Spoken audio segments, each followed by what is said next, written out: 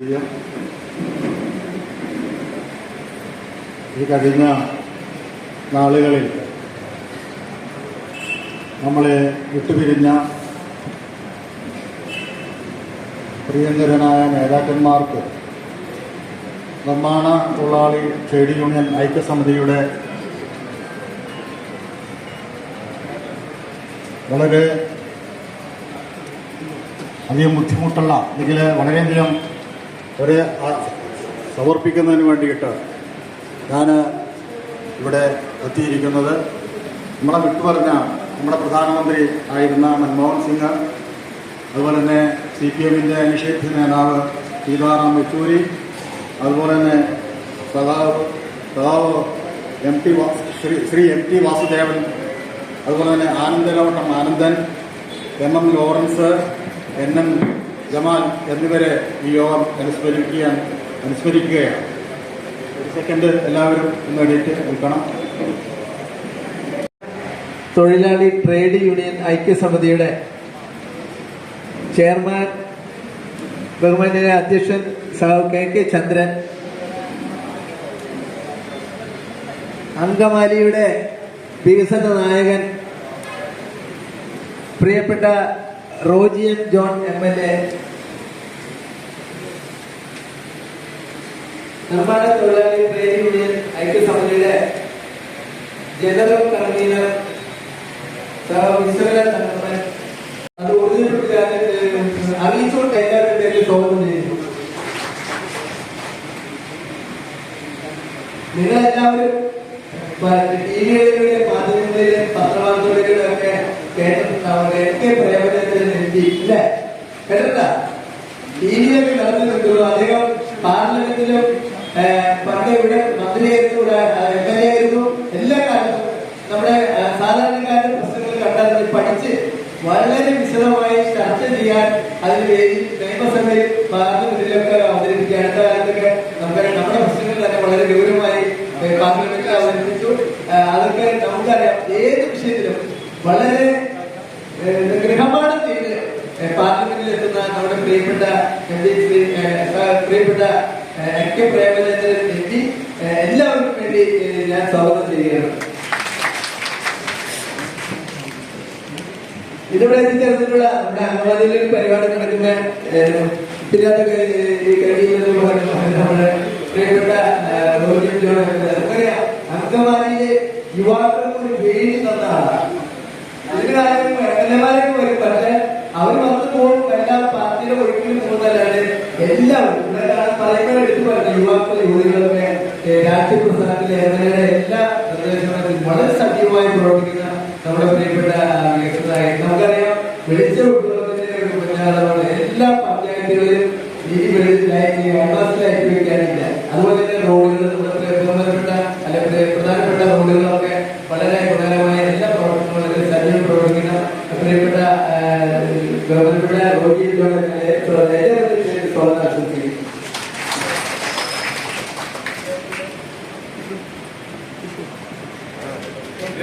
General കൺവീനറുമായ Shri Viswakala തങ്കപ്പനെ ഏവരുടെ പേരിൽ സ്വാഗതം ചെയ്യുന്നു. ഇവിടെ AIUTC-യുടെ ബഹുമാന്യ നേതാവ് VK സദാനന്ദനെ സ്വാഗതം ചെയ്യുന്നു. UTC-യുടെ നേതാവ് നമുക്കറിയാം ഇവിടെ ഒപ്പുകളാണ്. സംസ്ഥാന സെക്രട്ടറി കൂടിയായ VB മോഹനെ സ്വാഗതം ചെയ്യുന്നു. NTUI-യുടെ M. ശ്രീകുമാറിനെ എവിടെയും പേരിൽ സ്വാഗതം ചെയ്യുന്നു. KSKNU-യുടെ സംസ്ഥാന സെക്രട്ടറി ശ്രീ നോർബർട്ട് അടിപൊളി അവരെ സ്വാഗതം ചെയ്യുന്നു.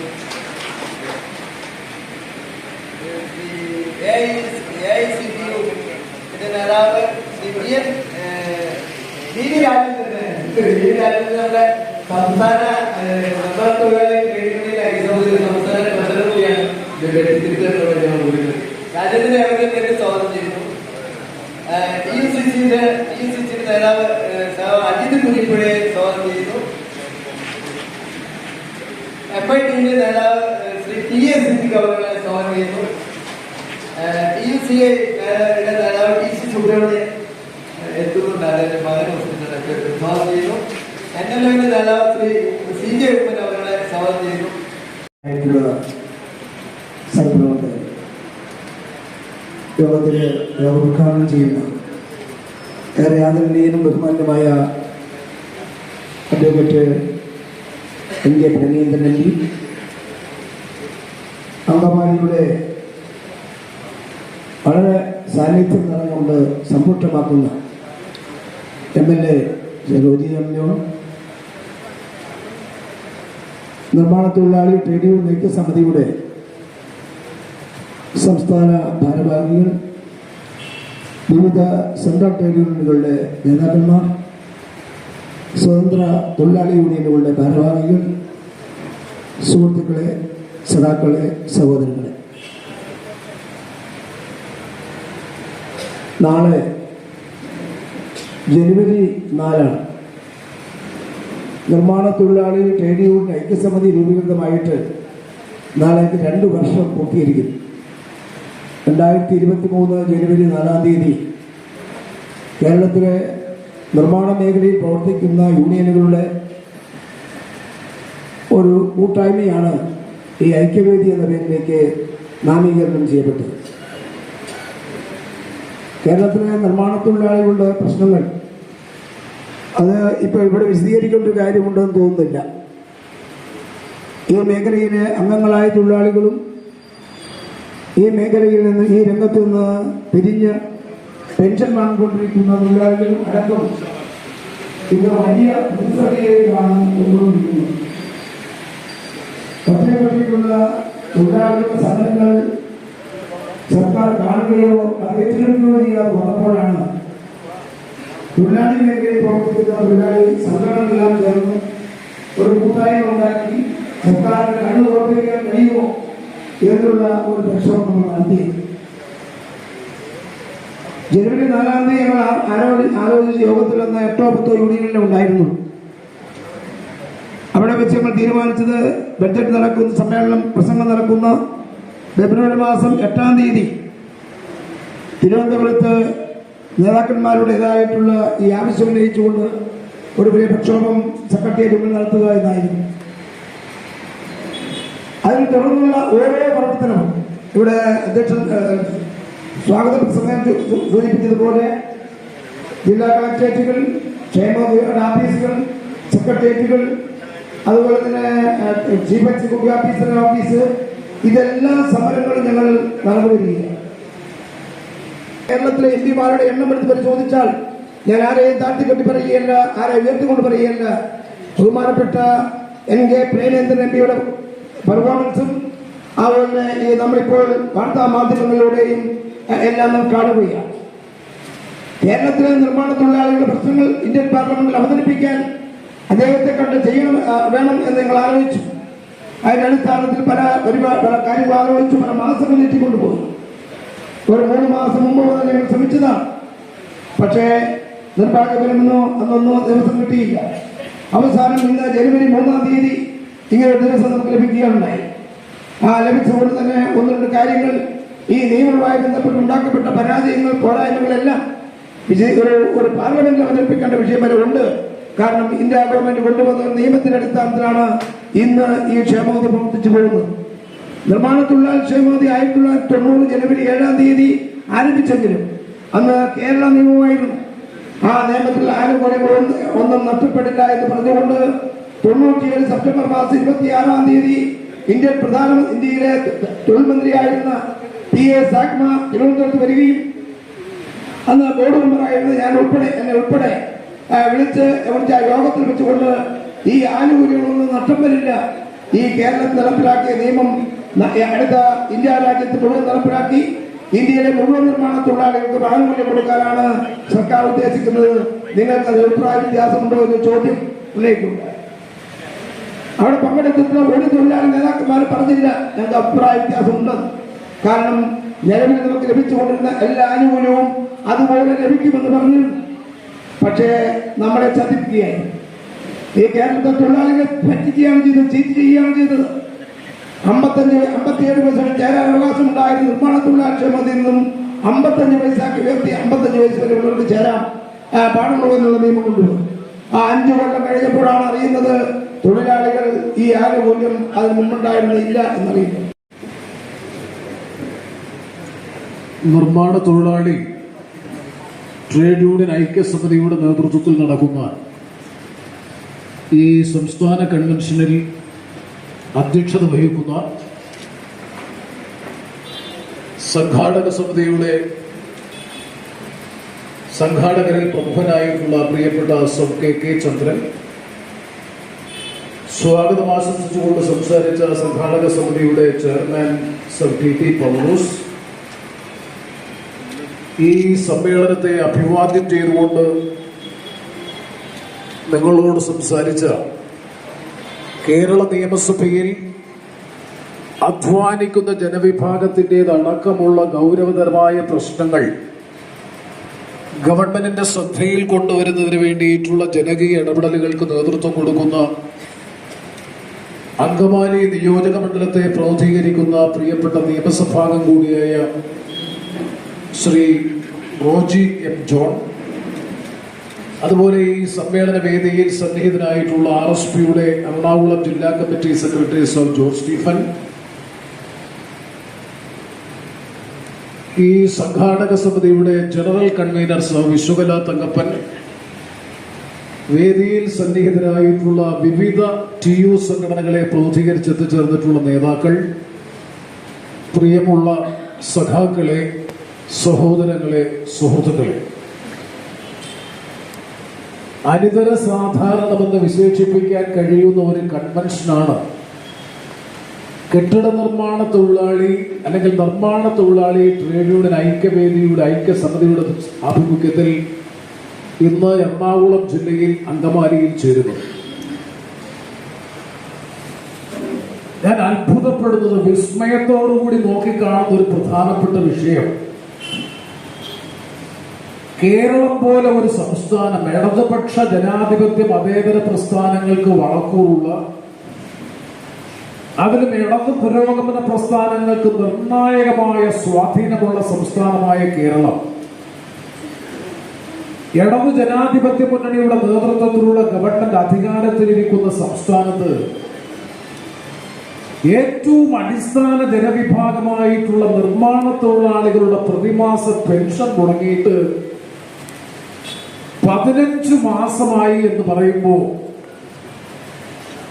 അപ്പൊ ഈ അടിസ്ഥാന തൊഴിലാളി വിഭാഗത്തിന്റെ അവകാശമായിട്ടുള്ള നിയമാനുസൃതമായിട്ടുള്ള പെൻഷൻ 15 മാസമായി മുടങ്ങിയിട്ട് മുതൽ അല്പം പോലും സങ്കോചം അല്ലെങ്കിൽ ഒരു അല്പം പോലും ഒരു അപമാനം അല്ലെങ്കിൽ അപമാനക്ഷതം അല്പം പോലും ഉണ്ടാകുന്നില്ല ഭരിക്കുന്ന ഗവൺമെന്റിനെ എന്ന് പറയുന്നത് കേരളത്തെയും കേരളത്തിലെ തൊഴിലാളി വർഗത്തെയും അത്ഭുതപ്പെടുത്തുന്ന ഒരു അനുഭവമാണ്. ഞാൻ റോജി എം ജോണിനോട് സംസാരിക്കുകയെന്ന് മാത്രമല്ല, മറ്റൊരു കാര്യം വളരെ പ്രധാനപ്പെട്ട വിഷയം, കാരണം നിങ്ങളേതാണ്ട് 35ഓളം നിർമ്മാണ മേഖലയിൽ പ്രവർത്തിയെടുക്കുന്ന വൈവിധ്യമാർന്ന ഭിന്നമായ പ്രത്യയശാസ്ത്രങ്ങൾ പിൻപറ്റുന്ന രാഷ്ട്രീയ പ്രസ്ഥാനങ്ങളെ കൂടി പ്രതിനിധീകരിക്കുന്ന ധാരാളം നേതാക്കളാണ് ഈ സമരവേദിയിൽ അല്ലെങ്കിൽ കൺവെൻഷൻ വേദിയിൽ സന്നിഹിതരായിട്ടുള്ളത്. ഇവരെല്ലാവരും കൂടി ഒത്തുചേരാനുള്ള പ്രധാനപ്പെട്ട കാരണം എന്താണ്?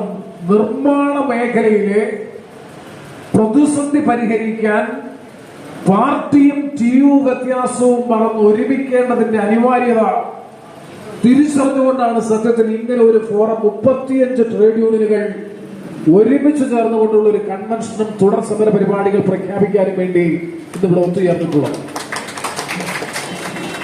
രണ്ടാമതൊന്ന്, ഇടതു ജനാധിപത്യ മുന്നണി ഗവൺമെന്റ് കേരളത്തിൽ അധികാരത്തിലിരിക്കുന്നു.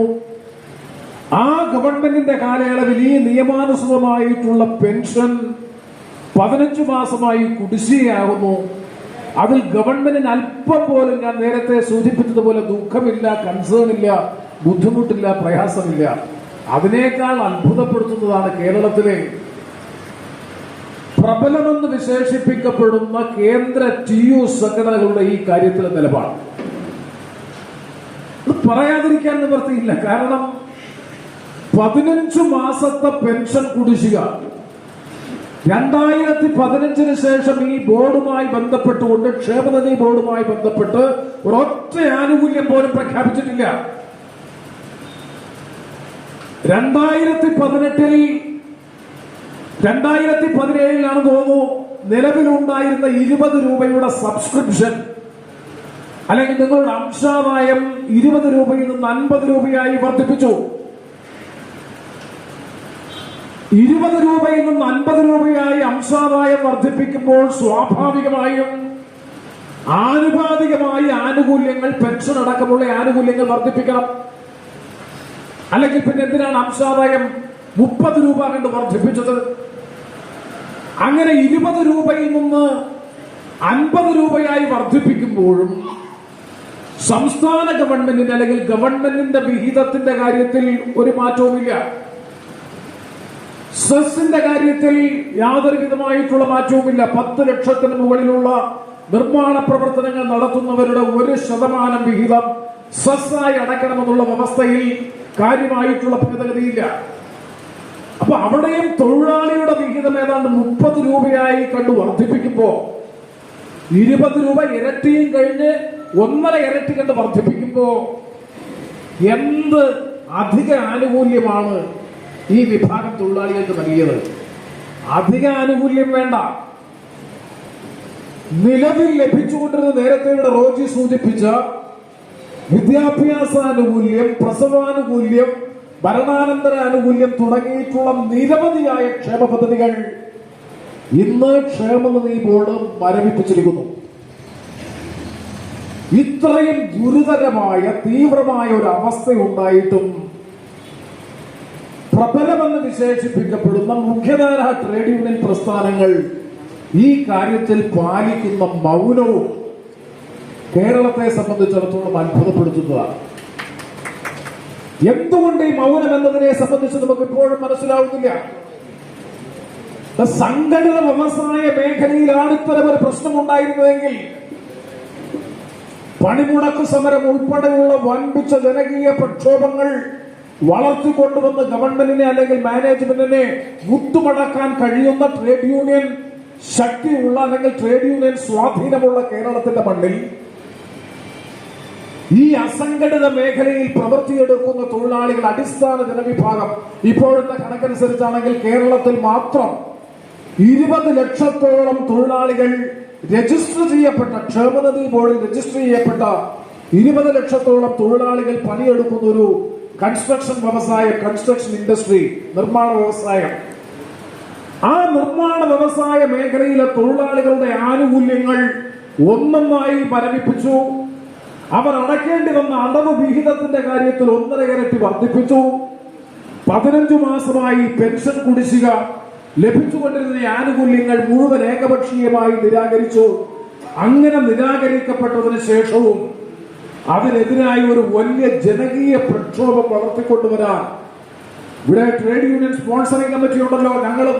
ഞാൻ പ്രതിനിധീകരിക്കുന്ന UTUCയും അതിലെ ഒരു ഘടക യൂണിയനായിരുന്നു. ഞങ്ങളൊരു ഘട്ടം വന്നപ്പോ പിന്മാറിയത് വേറൊന്നും കൊണ്ടല്ല. പലപ്പോഴും ട്രേഡ് യൂണിയൻ സ്പോൺസറിംഗ് കമ്മിറ്റിയുടെ പ്രവർത്തനങ്ങൾ സങ്കുചിതമായ പാർട്ടി രാഷ്ട്രീയ മുന്നണി താല്പര്യത്തിന് വേണ്ടിയായപ്പോ ആ ട്രേഡ് യൂണിയൻ സ്പോൺസറിംഗ് കമ്മിറ്റിയിൽ തുടരുന്നതുകൊണ്ട് ഒരു അർത്ഥവുമില്ല. എല്ലാ സമരങ്ങളും കേന്ദ്ര ഗവൺമെന്റിനെതിരായിട്ടുള്ള സമരങ്ങളാണ്. കേന്ദ്ര ഗവൺമെന്റിനെതിരായി നടത്തുന്ന സമരത്തിന് വേണ്ടിയിട്ടുള്ള ഒരു ഫോറം മാത്രമായി ട്രേഡ് യൂണിയൻ സ്പോൺസറിംഗ് കമ്മിറ്റി മാറി എന്നുള്ളത് കൊണ്ടാണ് രേഖാമൂലം വിയോജിപ്പ് ഞങ്ങൾ എഴുതി കൊടുത്തുകൊണ്ട് UTUC ആ സഖ്യത്തിൽ നിന്ന് പിൻവാങ്ങാൻ തീരുമാനിച്ചത്. കേരള ഗവൺമെന്റിനെതിരായി ഒരു സമരവും ചെയ്യില്ല. ഇത് കേരള ഗവൺമെന്റ് ചെയ്യേണ്ട കാര്യമല്ലേ? അത് പറഞ്ഞാൽ ഉടനെ നിങ്ങളെ BJP വൽക്കരിച്ചാൽ അല്ലെങ്കിൽ മോദിയെ പിന്തുണയ്ക്കുന്നു എന്ന് പറഞ്ഞാൽ മതിയോ? ഒരു ഇടതുപക്ഷ ഗവൺമെന്റിൽ അർപ്പിതമായ പ്രാഥമികമായ ചുമതലയും ദൗത്യവും അവസരം അനുഭവിക്കുന്ന അധ്വാനിക്കുന്ന പാവപ്പെട്ട തൊഴിലാളികൾക്ക് അവൻ അടയ്ക്കുന്ന അംശാദായത്തിന്റെ ഭാഗമായി ലഭിക്കുന്ന പെൻഷൻ അല്ലെങ്കിൽ അനുബന്ധ ആനുകൂല്യങ്ങൾ അത് നിഷേധിക്കുന്നതിനെതിരായിട്ട് ഒരു ജനകീയ കൂട്ടായ്മ എന്താ സ്പോൺസറിംഗ് കമ്മിറ്റിക്ക് വയ്യ? ഇത്രയും മൗലികമായ നീതി നിഷേധമുണ്ടോ? എന്തുകൊണ്ട് ദേശീയാടിസ്ഥാനത്തിൽ രൂപീകരിക്കപ്പെട്ടിട്ടുള്ള ആ സ്പോൺസറിംഗ് കമ്മിറ്റി പോലും, ട്രേഡ് യൂണിയൻ സ്പോൺസറിംഗ് കമ്മിറ്റി പോലും പ്രബലമായ രാജ്യത്തെ ട്രേഡ് യൂണിയനുകളാണ്. അപ്പൊ അവിടെയാണ് ഞാൻ നേരത്തെ സൂചിപ്പിച്ചത്, തൊഴിലാളികളുടെ മൗലികമായ അവകാശങ്ങൾ, നിയമാനുസൃതമായിട്ടുള്ള ആവശ്യങ്ങൾ, അവകാശങ്ങൾ, ആ അവകാശങ്ങൾ രാഷ്ട്രീയ താല്പര്യം നല്ലതാണ്. പാർട്ടി മുന്നണി രാഷ്ട്രീയ താല്പര്യങ്ങൾ വരുമ്പോ തൊഴിലാളികളുടെ അവകാശങ്ങൾ തമസ്കരിക്കപ്പെടുകയും സങ്കുചിതമായ പാർട്ടി രാഷ്ട്രീയ അധികാര താല്പര്യങ്ങൾക്കായി ഈ പാവപ്പെട്ട തൊഴിലാളികളുടെ അവകാശങ്ങൾ നിർദ്ദയമായി നിഷേധിക്കുന്ന ഒരു നിലപാടാണ് കേരളത്തിലെ ഗവൺമെന്റും അതുപോലെ തന്നെ മുഖ്യധാര ട്രേഡ് യൂണിയനുകൾ അല്ലെങ്കിൽ പ്രബലമായ ട്രേഡ് യൂണിയനുകളും അവകാശപ്പെടുന്ന പ്രധാനപ്പെട്ട പല TU സംഘടനകൾ, വിവിധ TU സംഘടനകൾ, നിർമ്മാണ മേഖലയിൽ പ്രവർത്തിക്കുന്ന നിരവധി തൊഴിലാളി സംഘടനകളുടെ ആഭിമുഖ്യത്തിൽ നിർമ്മാണ തൊഴിലാളി ഐക്യസമിതി രൂപീകരിച്ചുകൊണ്ട്, നിർമ്മാണ തൊഴിലാളി ട്രേഡ് യൂണിയൻ ഐക്യസമിതി രൂപീകരിച്ചുകൊണ്ട് ഒരു ജനകീയ പ്രക്ഷോഭത്തിന് നേതൃത്വം കൊടുക്കാൻ, ആ ജനകീയ പ്രക്ഷോഭ പരിപാടികൾക്ക് രൂപം നൽകുന്നതിന് വേണ്ടിയിട്ടുള്ള ഒരു സംയുക്ത TU കൺവെൻഷൻ, നിർമ്മാണ തൊഴിലാളി TU ഐക്യസമിതിയുടെ ആഭിമുഖ്യത്തിൽ ഒരു കൺവെൻഷൻ വിളിക്കാൻ തീരുമാനിച്ചിട്ടുള്ളൂ. ഗവൺമെന്റ് നിഷേധാത്മകമായ നിലപാട് സ്വീകരിക്കുമ്പോൾ ഗവൺമെന്റ് ഈ വിഭാഗത്തെ കനത്ത അവഗണനയ്ക്ക് വിധേയമാകുമ്പോൾ പ്രതികരിക്കാൻ ബാധ്യതയുള്ള ഉത്തരവാദപ്പെട്ട മുഖ്യധാര ട്രേഡ് യൂണിയനുകളെന്ന് അവകാശപ്പെടുന്നവർ അവർ ബോധപൂർവമായ നിശബ്ദത, മൗനം പാലിക്കുകയും ചെയ്യുമ്പോൾ സ്വാഭാവികമായും തൊഴിലാളികളുടെ ഇടയിൽ പ്രവർത്തിക്കുന്ന തൊഴിലാളി പ്രസ്ഥാനങ്ങൾ എന്ന നിലയിൽ അതിശക്തമായിട്ടുള്ള ഉയർത്തെഴുന്നേൽപ്പ് ഈ കാര്യത്തിൽ ആവശ്യമാണ്. അതുകൊണ്ട് 35 നിർമ്മാണ തൊഴിലാളി TU സമരവേദിയുടെ ആഭിമുഖ്യത്തിൽ ഇന്ന് നടക്കുന്ന കൺവെൻഷന്റെ തീരുമാന പ്രകാരം എന്റെ അഭിപ്രായത്തിൽ ആയിരക്കണക്കിന് നിർമ്മാണ തൊഴിലാളികളെ സംഘടിപ്പിച്ചുകൊണ്ട് തിരുവനന്തപുരം സെക്രട്ടേറിയറ്റിന്റെ ഭരണം സ്തംഭിപ്പിക്കുന്ന നിലയിലുള്ള ജനകീയ ഉപരോധത്തിന് നേതൃത്വം കൊടുക്കാൻ ഈ കൺവെൻഷൻ തീരുമാനിക്കണം എന്നാണ് എനിക്ക് സൂചിപ്പിക്കാനുള്ളത്. ഇതിനപ്പുറത്ത് എന്താണ് പറയാനുള്ളത്? കാരണം 15 മാസത്തെ പെൻഷൻ മുടങ്ങുന്നു. അംശാദായം അടയ്ക്കുക എന്നത് മാത്രമായി ഈ ജോലി. ഇവിടെ നേരത്തെ റോജി സംസാരിച്ചപ്പോ സൂചിപ്പിച്ചതുപോലെ ഞാനും അന്വേഷിച്ചപ്പോ സമീപ ദിവസങ്ങളിലായി സെസ് പിരിക്കുന്നതിൽ ഊർജിതം. എന്താ ഇപ്പോ ആരുടെ പിടിപ്പുകളാണ് സെസ് കളക്ട് ചെയ്യുന്നതിൽ?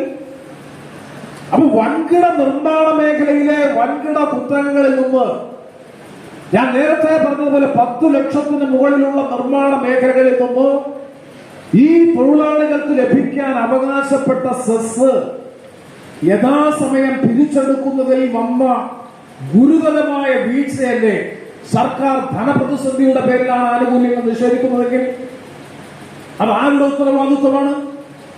ആരുടെ ചുമതലയാണ്? ഗവൺമെന്റിന്റെ ഭാഗത്തെ കാര്യക്ഷമതയില്ലായ്മയും ഗവൺമെന്റിന്റെ പിടിപ്പുകേടും. അത് പിടിപ്പുകേടെന്ന് ഞാൻ പറയില്ല, ബോധപൂർവമായിട്ടുള്ള കാര്യക്ഷമതയില്ലായ്മയാണ്. കാരണം ഇത് ആരിൽ നിന്നാണ് പിരിച്ചെടുക്കേണ്ടത്? ഈ 1% സെസ് പിരിച്ചെടുക്കേണ്ടത് ഇന്ന് കേരളത്തിന്റെ നിർമ്മാണ മേഖല പരിശോധിച്ച് വൻകിട നിർമ്മാണം വലിയ തോതിൽ വ്യാപകമായി നടന്നുകൊണ്ടിരിക്കുകയാണ്. അത് വൻകിട കെട്ടിട സമുച്ചയങ്ങളാണെങ്കിലും റോഡ് നിർമ്മാണമാണെങ്കിലും വിവിധ തലത്തിലുള്ള നിർമ്മാണ പ്രക്രിയകൾ വൻകിട നിർമ്മാണം നടന്നുകൊണ്ടിരിക്കുമ്പോൾ മിക്കവാറുമൊക്കെ നിർമ്മാണ പ്രവർത്തനങ്ങൾ വൻകിട കോർപ്പറേറ്റ് കമ്പനികൾ ഏറ്റെടുത്താണ് നടപ്പാക്കിക്കൊണ്ടിരിക്കുന്നത്. ആനുപാതികമായിട്ടുള്ള വിഹിതം അടച്ചാൽ വലിയ തുക ഈ കോർപ്പറേറ്റ് ശക്തികൾ, കോർപ്പറേറ്റ് മൂലധന കമ്പനികൾ അടക്കേണ്ടതായിട്ട് വരും. അതുകൊണ്ട് സെസ് പിരിക്കലിലുള്ള വീഴ്ച വന്നത് കേവലമായ വീഴ്ചയല്ല, ബോധപൂർവമായ വീഴ്ചയാണ് സർക്കാർ വരുത്തിയിട്ടുള്ളത് എന്നതും അവരുടെ കണക്കുകൾ പരിശോധിച്ചാൽ മനസ്സിലാക്കാൻ കഴിയും. അതുകൊണ്ട് ഇത് തൊഴിലാളികളുടെ വീഴ്ചയിൽ അവർ കൃത്യമായി നിങ്ങൾ പറഞ്ഞ അംശാദായം 50 രൂപ പ്രതിമാസം കൃത്യമായി അടയ്ക്കുന്നുണ്ട്. സർക്കാർ അടയ്ക്കേണ്ടുന്ന 5 രൂപ അതടയ്ക്കുന്നില്ല. ഈ കെട്ടിട നിർമ്മാണ ഉടമകളിൽ നിന്ന് ലഭിക്കേണ്ടുന്ന 1% സെസ് യഥാസമയം പിരിച്ചെടുത്ത് ഫണ്ടിൽ മുതൽ കൂട്ടുന്നില്ല. അതിന്റെ ഉത്തരവാദിത്വം പാവപ്പെട്ട തൊഴിലാളികൾക്കല്ല, അതിന്റെ പൂർണ്ണമായ ഉത്തരവാദിത്വം ഈ ബോർഡിന് നേതൃത്വം കൊടുക്കുന്ന, ക്ഷേമനിധി ബോർഡിന് നേതൃത്വം കൊടുക്കുന്ന സംസ്ഥാന ഗവൺമെന്റാണ്. നിങ്ങളറിയണം, 1989-90 കാലങ്ങളിൽ നിയമസഭ ചർച്ച ചെയ്ത് കേരളത്തിൽ കൊണ്ടുവന്ന ഏറ്റവും പ്രധാനപ്പെട്ട നിയമമായിരുന്നു 1990 നിലവിൽ വന്ന ഈ നിർമ്മാണ തൊഴിലാളി ക്ഷേമനിധി നിയമം. ആ നിർമ്മാണ തൊഴിലാളി ക്ഷേമനിധി നിയമമാണ് 1996 കേന്ദ്ര ഗവൺമെന്റ്, ഇന്ത്യൻ പാർലമെന്റ്, എനിക്കിപ്പോഴും ഓർമ്മയുണ്ട്, ഞാൻ ആ ചർച്ചയിൽ പങ്കെടുത്തയാളാണ്. അന്ന് ഞാൻ ഉന്നയിച്ചതാണ്, കേരളത്തിൽ ഇതിന് സമാനമായ നിലയിലുള്ള ക്ഷേമനിധികൾ പ്രവർത്തിക്കുന്നുണ്ട്. ഞാനത് പറഞ്ഞത് എനിക്കിപ്പോഴും ഓർക്കുന്നു. അഭിമാനബോധത്തോടുകൂടി ഞാൻ പറയുന്നു, കേരളം ഏതാണ്ട് 6 വർഷങ്ങൾക്ക് മുമ്പ് നിർമ്മാണ മേഖലയിലെ തൊഴിലാളികൾക്ക് ക്ഷേമനിധി ഏർപ്പെടുത്തിയ സംസ്ഥാനമാണ് കേരളം. അഹങ്കാരത്തോടെ, അഭിമാനബോധത്തോടുകൂടി ഇന്ത്യൻ പാർലമെന്റിൽ ഞങ്ങളൊക്കെ സംസാരിച്ചതാണ്. ആ കേരളത്തിലാണ് കനത്ത നിയമനിഷേധം, നീതി നിഷേധം നിർമ്മാണ മേഖലയിൽ പ്രവർത്തിക്കുന്ന തൊഴിലാളികളുണ്ട് എന്ന് പറയുമ്പോ എന്തൊരു വൈരുദ്ധ്യമാണ് എന്നുള്ളത് ഈ അവസരത്തിൽ നാം തിരിച്ചറിയേണ്ടിയിരിക്കുന്നു. 1996 രൂപം കൊണ്ട building and other construction workers welfare act, അത് 96 നിലവിൽ വന്നു. 1998 മുതൽ കേരളത്തിൽ ആ നിയമം സർക്കാർ നടപ്പാക്കി. അതത് സംസ്ഥാനങ്ങളിലെ ക്ഷേമനിധി ബോർഡുകൾ നിലവിൽ വന്നു. ആ ക്ഷേമനിധി ബോർഡുകൾ നിലവിൽ വന്ന് പ്രവർത്തനം ആരംഭിച്ചു. നിങ്ങൾക്ക് എല്ലാവർക്കും ഓർമ്മയുണ്ട്, അന്ന് ഏറ്റവും കൂടുതൽ അട്രാക്റ്റീവ് ആയിട്ടുള്ള ഒരു ബോർഡ്, എനിക്കറിയാം, ഞങ്ങളുടെ പാർട്ടി അധികാരത്തിലിരുന്ന സമയത്ത് ഈ ക്ഷേമനിധി നിയമങ്ങളിൽ ഏറ്റവും സാമ്പത്തിക സ്രോതസ്സുള്ള, എനിക്ക് തോന്നുന്നു, toddy workers welfare fund board കഴിഞ്ഞാൽ ഏറ്റവും മെച്ചപ്പെട്ട സാമ്പത്തിക ആസ്തിയും ധനശേഷിയുമുള്ള ഒരു ബോർഡായി വളരെ അട്രാക്റ്റീവ് ആയിട്ടുള്ള ആനുകൂല്യങ്ങൾ ആദ്യം പ്രഖ്യാപിക്കുന്ന ഈ 1600 രൂപയുടെ പെൻഷൻ എത്രയോ കാലം മുമ്പ് പ്രഖ്യാപിച്ചതാണ്. എനിക്ക് തോന്നുന്നു 1 ദശാബ്ദത്തിന് മുമ്പ് പ്രഖ്യാപിച്ചതാണ്. ഇവിടെ ക്ഷേമ പെൻഷൻ, സാമൂഹ്യ ക്ഷേമ പെൻഷൻ 1600 രൂപയായി വർദ്ധിപ്പിച്ചത് എത്ര വർഷം കഴിഞ്ഞിട്ടാണ്? അതിനൊക്കെ എത്രയോ മുമ്പ് ഏറ്റവും മെച്ചപ്പെട്ട പെൻഷൻ, ഏറ്റവും മെച്ചപ്പെട്ട അനുബന്ധ ആനുകൂല്യങ്ങൾ പ്രഖ്യാപിച്ച ഒരു ക്ഷേമനിധി ബോർഡാണ് സത്യത്തിൽ building and other construction workers welfare board എന്ന പേരിൽ കേന്ദ്ര നിയമത്തിന്റെ പിൻബലത്തിൽ സംസ്ഥാന നിയമസഭയുടെ അധികാരാവകാശം ഉപയോഗിച്ച് സംസ്ഥാനങ്ങളിൽ നിലനിൽക്കുന്ന ക്ഷേമനിധി ബോർഡുകൾ. ഇന്ത്യയിലെ മുഴുവൻ നിർമ്മാണ തൊഴിലാളി ക്ഷേമനിധി ബോർഡുകൾക്ക് മാതൃകയായിട്ടുള്ള ഒരു ക്ഷേമനിധി ബോർഡായിരുന്നു കേരളത്തിലെ ക്ഷേമനിധി ബോർഡ്. അതിന്റെ ചെയർമാൻ ആകാനായിരുന്നു രാഷ്ട്രീയ നേതാക്കൾക്കിടയിൽ വലിയ മത്സരം. അതിന്റെ ചെയർമാൻഷിപ്പ്, അതാണ് ഞാൻ പറഞ്ഞത്, വളരെ അട്രാക്റ്റീവ് ആയിട്ടുള്ള ഒരു ബോർഡായിരുന്നു നിർമ്മാണ തൊഴിലാളി ക്ഷേമനിധി ബോർഡ്. ആ ബോർഡിന്റെ കീഴിൽ പ്രവർത്തിക്കുന്ന തൊഴിലാളികൾക്കാണ് 15 മാസത്തെ പെൻഷൻ കുടിശ്ശിക.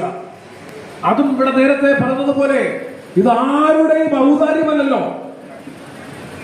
സാമൂഹ്യക്ഷേമ പെൻഷൻ ആണെങ്കിൽ ഈ അടുത്ത കാലത്ത് ധനമന്ത്രി ശ്രീ കെ.എൻ. ബാലഗോപാൽ പറഞ്ഞു, എനിക്കിപ്പോഴും 1982 ജസ്റ്റിസ് ചന്ദ്രചൂഡ്, ഇപ്പോൾ റിട്ടയർ ചെയ്ത ജസ്റ്റിസ് ചന്ദ്രചൂഡിന്റെ പിതാവായിട്ടുള്ള justice Chandrachud, YV Chandrachud 1982 service പെൻഷനെ കുറിച്ച് പറഞ്ഞൊരു വാക്കുണ്ട്, വാചകമുണ്ട്. എന്താണ്? സർക്കാർ ജീവനക്കാർക്കടക്കം ലഭിക്കുന്ന പെൻഷൻ അതാരുടെയും ഔദാര്യമല്ല. പെൻഷൻ എന്ന് പറയുന്നത് പണിയെടുക്കുന്ന ജീവനക്കാരുടെയും തൊഴിലാളികളുടെയും അവകാശമാണ് എന്ന് ബഹുമാനപ്പെട്ട സുപ്രീം കോടതിയുടെ ഭരണഘടനാ ബെഞ്ച് 1980-82 കാലയളവിൽ പറഞ്ഞിട്ടുള്ളതാണ്, പ്രഖ്യാപിച്ചിട്ടുള്ളതാണ്.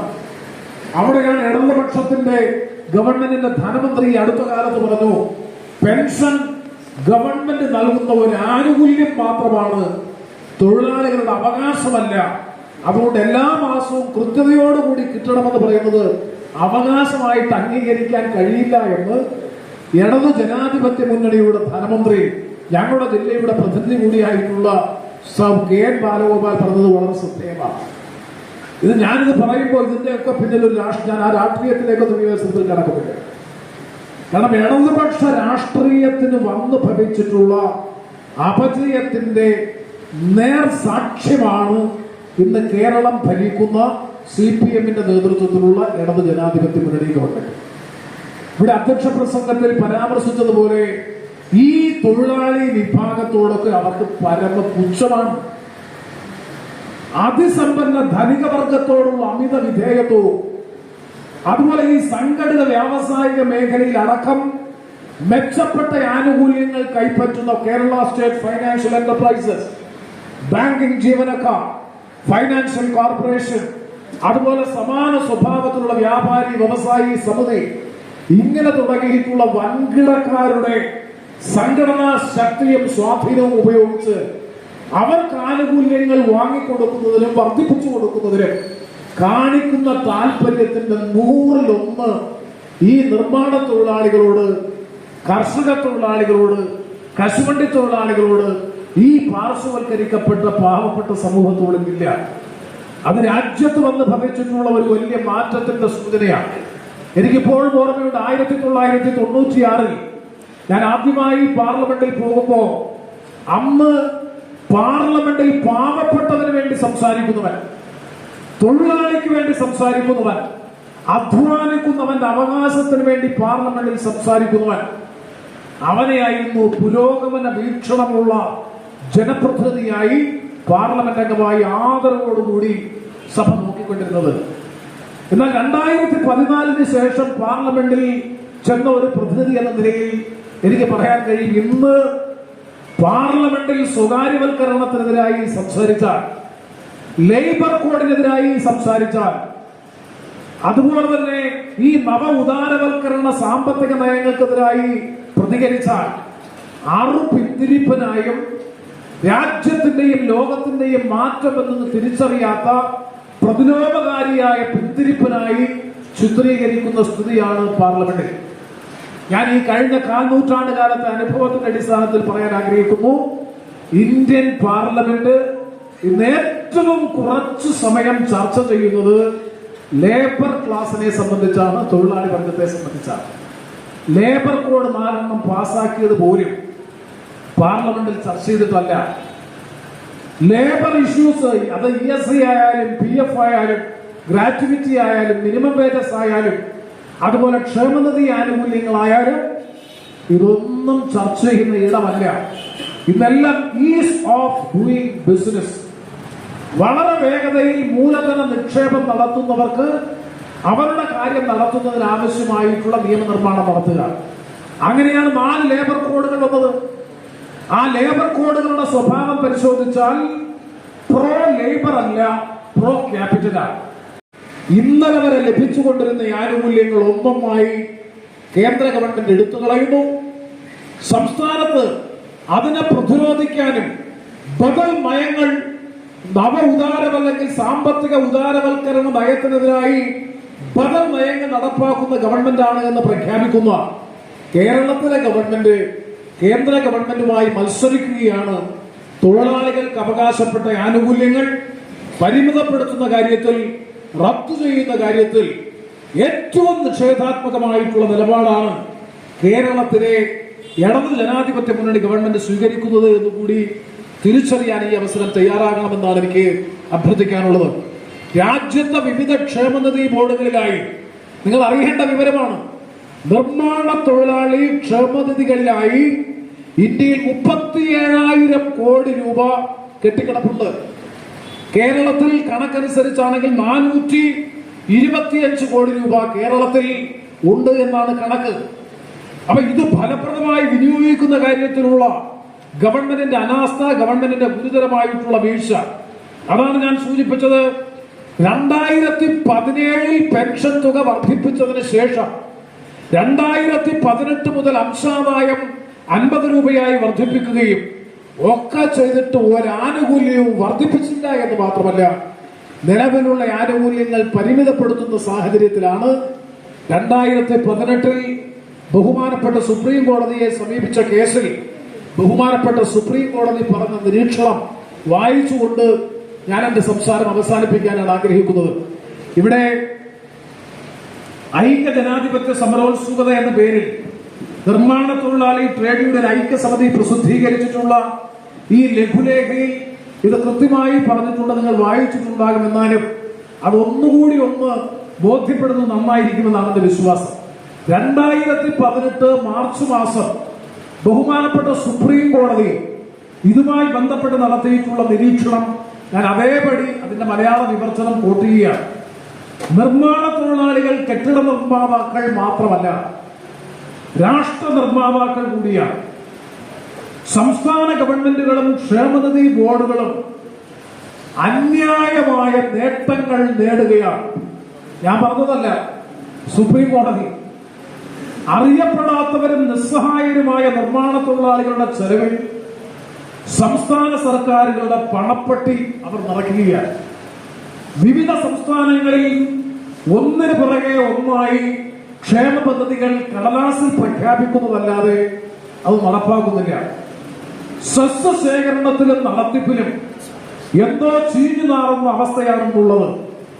തൊഴിലാളികളുടെയോ സ്ഥാപനങ്ങളുടെയോ രജിസ്ട്രേഷൻ കാര്യമായി നടക്കുന്നില്ല. ഇതിന്റെ നടത്തിപ്പിനായുള്ള ഉപദേശക സമിതി വർഷത്തിൽ ഒരിക്കൽ പോലും കൂടുന്നില്ല.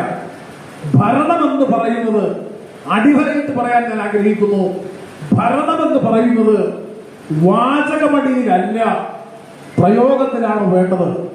നിർമ്മാണ തൊഴിലാളികളുടെ കഷ്ടപ്പാടുകൾക്കും ബുദ്ധിമുട്ടുകൾക്കും പരിഹാരം കാണുന്നതിൽ ഭരണകൂടം പൂർണ്ണമായും പരാജയപ്പെട്ടിരിക്കുന്നു. ഭരണകൂടം തന്നെ തൊഴിലാളികളെ ചൂഷണം ചെയ്യുമ്പോൾ ഇവരുടെ പ്രതീക്ഷകൾ ഇല്ലാതാവുകയാണ്. അധികാര കേന്ദ്രങ്ങൾ ഈ വിഭാഗത്തിന്റെ ക്ഷേമത്തിൽ കാട്ടുന്ന അനാസ്ഥയും അലംഭാവവും വേദനാജനകമാണ്. സ്റ്റാറ്റ്യൂട്ടറികൾ നിർമ്മിക്കുന്നതിനും ESI, PF അടക്കമുള്ള ആനുകൂല്യങ്ങൾ, സ്റ്റാറ്റ്യൂട്ടറി ആനുകൂല്യങ്ങൾ ലഭ്യമാക്കുന്നതിനെ സംബന്ധിച്ചും ഗവൺമെന്റ് ആലോചിക്കണം. ഒരു കോംപ്രിഹെൻസീവ് ജഡ്ജ്മെന്റ്, ഞാൻ ജഡ്ജ്മെന്റ് വായിച്ചില്ല, ഈ ലഘുലേഖ വായിച്ചപ്പോഴാണ് അതിന്റെ ഗൗരവം മനസ്സിലാക്കുന്നത്. അതിനാണെങ്കിൽ ഒരു സമഗ്രമായ വിധിയാണ്, ജഡ്ജ്മെന്റ് ആണ്. നിർമ്മാണ തൊഴിലാളികളെ സംബന്ധിച്ചിടത്തോളം അവരുടെ അവകാശങ്ങൾ പ്രഖ്യാപിക്കുന്ന ഒരു മാഗ്ന കാർട്ടയാണ് സത്യത്തിൽ 2018 മാർച്ച് മാസത്തെ സുപ്രീം കോടതിയുടെ വിധി. ബഹുമാനപ്പെട്ട സർ CP ജോൺ CMPയുടെ സംസ്ഥാന സെക്രട്ടറി, ഞങ്ങൾ നിരന്തരം ഇത്തരം കാര്യങ്ങൾ ചർച്ച ചെയ്യുന്നതാണ്. അദ്ദേഹം ഇവിടെ എത്തിച്ചേർന്നിട്ടുണ്ട്. അദ്ദേഹം എത്തുന്ന പോലെക്ക് സംസാരം അവസാനിപ്പിക്കാമെന്നാണ് ഞാൻ കരുതിയത്. വളരെ വളരെ സന്തോഷത്തോടെ സർ CP ജോണിനെ ഈ ഐക്യ സമരസമിതിയുടെ കൺവെൻഷനിലേക്ക് സംഘാടകർക്ക് വേണ്ടി എന്റെ പേരിലും ഞാൻ സ്വാഗതം ചെയ്യുകയാണ്. ഞാൻ പറഞ്ഞ് അവസാനിപ്പിക്കുന്നു. അപ്പൊ ESI, provident fund, gratuity, service pension, മുടങ്ങിക്കിടന്ന അല്ലെങ്കിൽ നിർത്തൽ ചെയ്ത സർവീസ് പെൻഷൻ ഉൾപ്പെടെയുള്ള, അതുപോലെ മെറ്റേണിറ്റി ബെനിഫിറ്റ് ഉൾപ്പെടെ മിനിമം വേജസ് ആക്ട് തുടങ്ങിയിട്ടുള്ള എല്ലാ കാര്യങ്ങളും ഇതുമായി ബന്ധപ്പെട്ട് നടപ്പാക്കാൻ ഗവൺമെന്റ് നടപടികൾ ആലോചിക്കണമെന്നതടക്കം പറഞ്ഞ സുപ്രധാനമായ സുപ്രീം കോടതിയുടെ ജഡ്ജ്മെന്റ് നടപ്പാക്കുന്ന കാര്യത്തിൽ കേന്ദ്ര ഗവൺമെന്റ് കാണിച്ചിട്ടുള്ള ഗുരുതരമായിട്ടുള്ള അനുഭാവം, സംസ്ഥാന ഗവൺമെന്റുകളുടെ വീഴ്ച, ഞാൻ സർ CP വരുന്നതിന് മുമ്പ് പറഞ്ഞ കാര്യം ഒന്നുകൂടി ആവർത്തിക്കുന്നു. 2 കാര്യങ്ങൾ ഞാനിവിടെ തുടക്കത്തിൽ ആമുഖത്തിൽ സംസാരിച്ചപ്പോൾ സൂചിപ്പിച്ചു. ഒന്ന്, 20 ലക്ഷത്തോളം വരുന്ന നിർമ്മാണ തൊഴിലാളികൾ 15 മാസമായി പെൻഷൻ കുടിശ്ശിക മുടങ്ങി. 2015 ശേഷം ഒരു ആനുകൂല്യവും പ്രഖ്യാപിച്ചിട്ടില്ല. 2017 അവരുടെ അടവ് വിഹിത അംശാദായം 20 നിന്ന് 50 രൂപയായി വർദ്ധിപ്പിച്ചു. സെസ് പിരിക്കുന്നില്ല. 5 രൂപ എന്ന സംസ്ഥാന ഗവൺമെന്റ് വിഹിതം അടയ്ക്കുന്നില്ല. ഇത്രയും ഗുരുതരമായ വീഴ്ച ഉണ്ടായ സംസ്ഥാനം ഇടതു ജനാധിപത്യ മുന്നണി ഗവൺമെന്റ് ഭരിക്കുന്നതാണ് എന്നുള്ളത് ഒന്ന്. 2, ഇതിനെതിരായി പ്രതികരിക്കാൻ ബാധ്യതയുള്ള പ്രബല ട്രേഡ് യൂണിയനുകളും അവകാശപ്പെടുന്ന മുഖ്യധാര TU സംഘടനകളായിട്ടുള്ള സംഘടനകൾ കാണിക്കുന്ന ബോധപൂർവമായ മൗനം ഗൗരവത്തോടുകൂടി കേരളം കാണണം. ഇത് രണ്ടും നമ്മെ ആശങ്കപ്പെടുത്തുന്നതാണ്, ഉത്കണ്ഠപ്പെടുത്തുന്നതാണ്. അനുബന്ധമായി ഞാൻ പറഞ്ഞൊരു കാര്യം, ഒരു ട്രേഡ് യൂണിയൻ സ്പോൺസറിംഗ് കമ്മിറ്റി ഇവിടെയുണ്ട്. ആ ട്രേഡ് യൂണിയൻ സ്പോൺസറിംഗ് കമ്മിറ്റി കേന്ദ്ര നയങ്ങൾക്കെതിരായി മാത്രം സമരം ചെയ്യുന്നതിനായി പരിമിതപ്പെടുന്നു. ഇത്രയും ഞാൻ നേരത്തെ പറഞ്ഞല്ലോ, ബേസിക് വർക്കിംഗ് ക്ലാസ്, അടിസ്ഥാന തൊഴിലാളി വർഗം എന്ന് വിശേഷിപ്പിക്കാവുന്നതല്ലേ ഈ നിർമ്മാണ മേഖലയിൽ 30, 32, 33, 35 ഡിഗ്രി സെൽഷ്യസ് ചൂട് വരെ ഉണ്ടായ ഘട്ടത്തിലും ബഹുനില മന്ദിരത്തിന് മുകളിലും അതുപോലെ ചുട്ടുപൊള്ളുന്ന വെയിലത്ത് ടാറിംഗ് ജോലി അടക്കം ചെയ്തുകൊണ്ടിരിക്കുന്ന ഈ നിർമ്മാണ മേഖലയിൽ പണിയെടുക്കുന്നവരല്ലേ യഥാർത്ഥ തൊഴിലാളി വർഗം. ആ തൊഴിലാളി വർഗത്തിന്റെ മൗലികമായ അവൻ അടച്ച പണത്തിന്റെ ആനുപാതികമായി ലഭിക്കേണ്ടുന്ന അവകാശങ്ങൾ പോലും ഏകപക്ഷീയമായ ഒരു ഗവൺമെന്റ് നിഷേധിക്കുമ്പോ ഗവൺമെന്റിനെ ഉപരോധിച്ച് ഭരണത്തെ കമ്മിറ്റി കൂടി ആദ്യമായി ഞാൻ ഉന്നയിച്ച വിഷയം ഒന്ന് പ്രോവിഡന്റ് ഫണ്ടിന്റെയും അതുപോലെ അസംഘടിത മേഖലയിൽ പണിയെടുക്കുന്ന തൊഴിലാളികൾക്ക് ESI ആനുകൂല്യം എക്സ്റ്റെൻഡ് ചെയ്യണമെന്നുള്ള ആവശ്യമാണ് പ്രധാനമായും ഉന്നയിച്ചത്.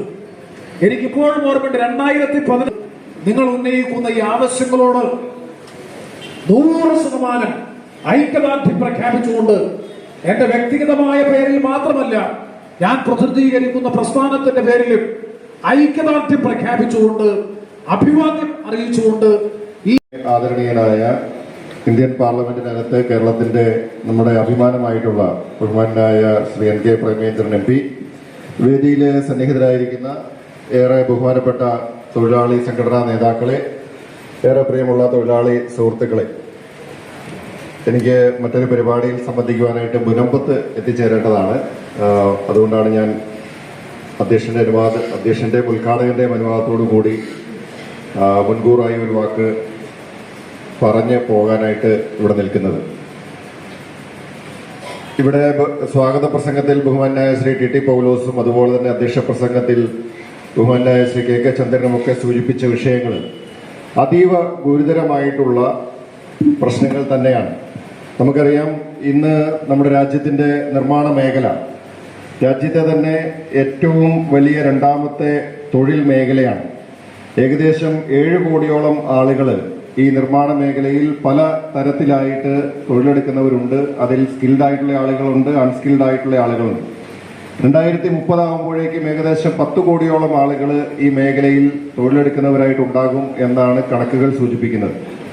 ഈ മേഖലയുടെ സാധ്യതകളും ഈ മേഖലയിലെ തൊഴിലാളികളുടെ പ്രശ്നങ്ങളും ഒക്കെ മനസ്സിലാക്കിക്കൊണ്ടാണ് കേരളത്തില് ഉൾപ്പെടെ നമ്മൾ ഈ നിർമ്മാണ തൊഴിലാളികൾക്ക് വേണ്ടിയിട്ട് പ്രത്യേകമായിട്ട് ക്ഷേമനിധി രൂപീകരിക്കുകയും അതുമായി ബന്ധപ്പെട്ടിട്ടുള്ള പ്രവർത്തനങ്ങളുമായി മുന്നോട്ട് പോവുകയും ഒക്കെ ഉണ്ടായിട്ടുള്ളത്. ബഹുമാനായ ലീഡർ ശ്രീ K. കരുണാകരൻ കേരളത്തിന്റെ മുഖ്യമന്ത്രിയായിരുന്ന കാലത്താണ് അന്ന് ജസ്റ്റിസ് മഹാബൽ റാവു കമ്മീഷൻ നിയമിക്കുകയും അതേ തുടർന്ന് പിന്നീട് വന്ന സർക്കാരുകൾ ഇവിടെ നിർമ്മാണ തൊഴിലാളി ക്ഷേമനിധി ബോർഡ് രൂപീകരിക്കുകയും അതുമായി ബന്ധപ്പെട്ട പ്രവർത്തനങ്ങളുമായി മുന്നോട്ട് പോവുകയും ഒക്കെ ഉണ്ടായിട്ടുള്ളത്. പക്ഷേ കഴിഞ്ഞ കുറച്ചു കാലങ്ങളായിട്ട്, പ്രത്യേകിച്ച് കേരളത്തിലെ പിണറായി വിജയന്റെ നേതൃത്വത്തിലുള്ള സർക്കാർ അധികാരത്തിൽ വന്നതിന് ശേഷം തൊഴിലാളി വർഗ സർക്കാരാണ് എന്ന് ആവർത്തിച്ച് പറയുകയും തീർത്തും തൊഴിലാളി വിരുദ്ധ സമീപനം സ്വീകരിച്ച് മുന്നോട്ട് പോവുകയും ചെയ്യുന്ന കാഴ്ചയാണ് നമ്മളിപ്പോൾ കണ്ടുകൊണ്ടിരിക്കുന്നത്. വളരെ ദുഃഖകരമെന്ന് പറയട്ടെ, ഏറെ പ്രതിഷേധാർഹമെന്ന് പറയട്ടെ, കേരളത്തിലെ നമ്മുടെ നിർമ്മാണ തൊഴിലാളി ക്ഷേമനിധി ബോർഡിൽ അംഗങ്ങളായിട്ടുള്ള ആളുകളുടെ പെൻഷൻ കഴിഞ്ഞ 14 മാസമായിട്ട് മുടങ്ങിക്കിടക്കുന്നു എന്ന് പറഞ്ഞാൽ ഈ ക്ഷേമനിധിയുടെ ചരിത്രത്തിൽ കേരളത്തിൽ മുൻപെങ്ങും ഉണ്ടായിട്ടില്ലാത്ത വിധത്തിലുള്ള ഏറ്റവും വലിയ തൊഴിലാളി വിരുദ്ധ നടപടിയാണ് ഈ ഭാഗത്തുനിന്ന് ഉണ്ടായിരിക്കുന്നത് എന്ന് പറയാതിരിക്കാൻ നിർവാഹമില്ല. അത് ഈ തൊഴിലാളി വർഗ സർക്കാർ എന്ന് അവകാശപ്പെടുന്ന LDF സർക്കാരിന്റെ കാലത്തിലാണ് ഉണ്ടായിരിക്കുന്നത് എന്നുള്ളതാണ് ഏറ്റവും വിചിത്രമായിട്ടുള്ള കാര്യം. നിർമ്മാണ തൊഴിലാളി ക്ഷേമനിധി ബോർഡ് മാത്രമല്ല, കേരളത്തിലെ വിവിധ ക്ഷേമനിധി ബോർഡുകളിൽ അംഗങ്ങളായിട്ടുള്ള ഏകദേശം 40 ലക്ഷത്തോളം ആളുകളുണ്ട്. 40-45 ലക്ഷത്തിനിടയ്ക്ക് ആളുകളുണ്ട്. ആ ക്ഷേമനിധി ബോർഡുകളുടെ എല്ലാം പ്രവർത്തനങ്ങൾ താറുമാറായി കിടക്കുകയാണ്. പെൻഷൻ ചില ക്ഷേമനിധി ബോർഡുകളിലെ 8 മാസം, ചിലത് 9 മാസം, ചിലത് 14 മാസം, 15 മാസം വരെ കുടിശ്ശികയായിട്ട് പെൻഷൻ മുടങ്ങിക്കിടക്കുന്ന കാഴ്ച നമ്മൾ കാണുകയാണ്. അതുപോലെ തന്നെ ക്ഷേമനിധി പെൻഷൻ മറുവശത്ത് 4 മാസം മുടങ്ങിക്കിടക്കുന്നു.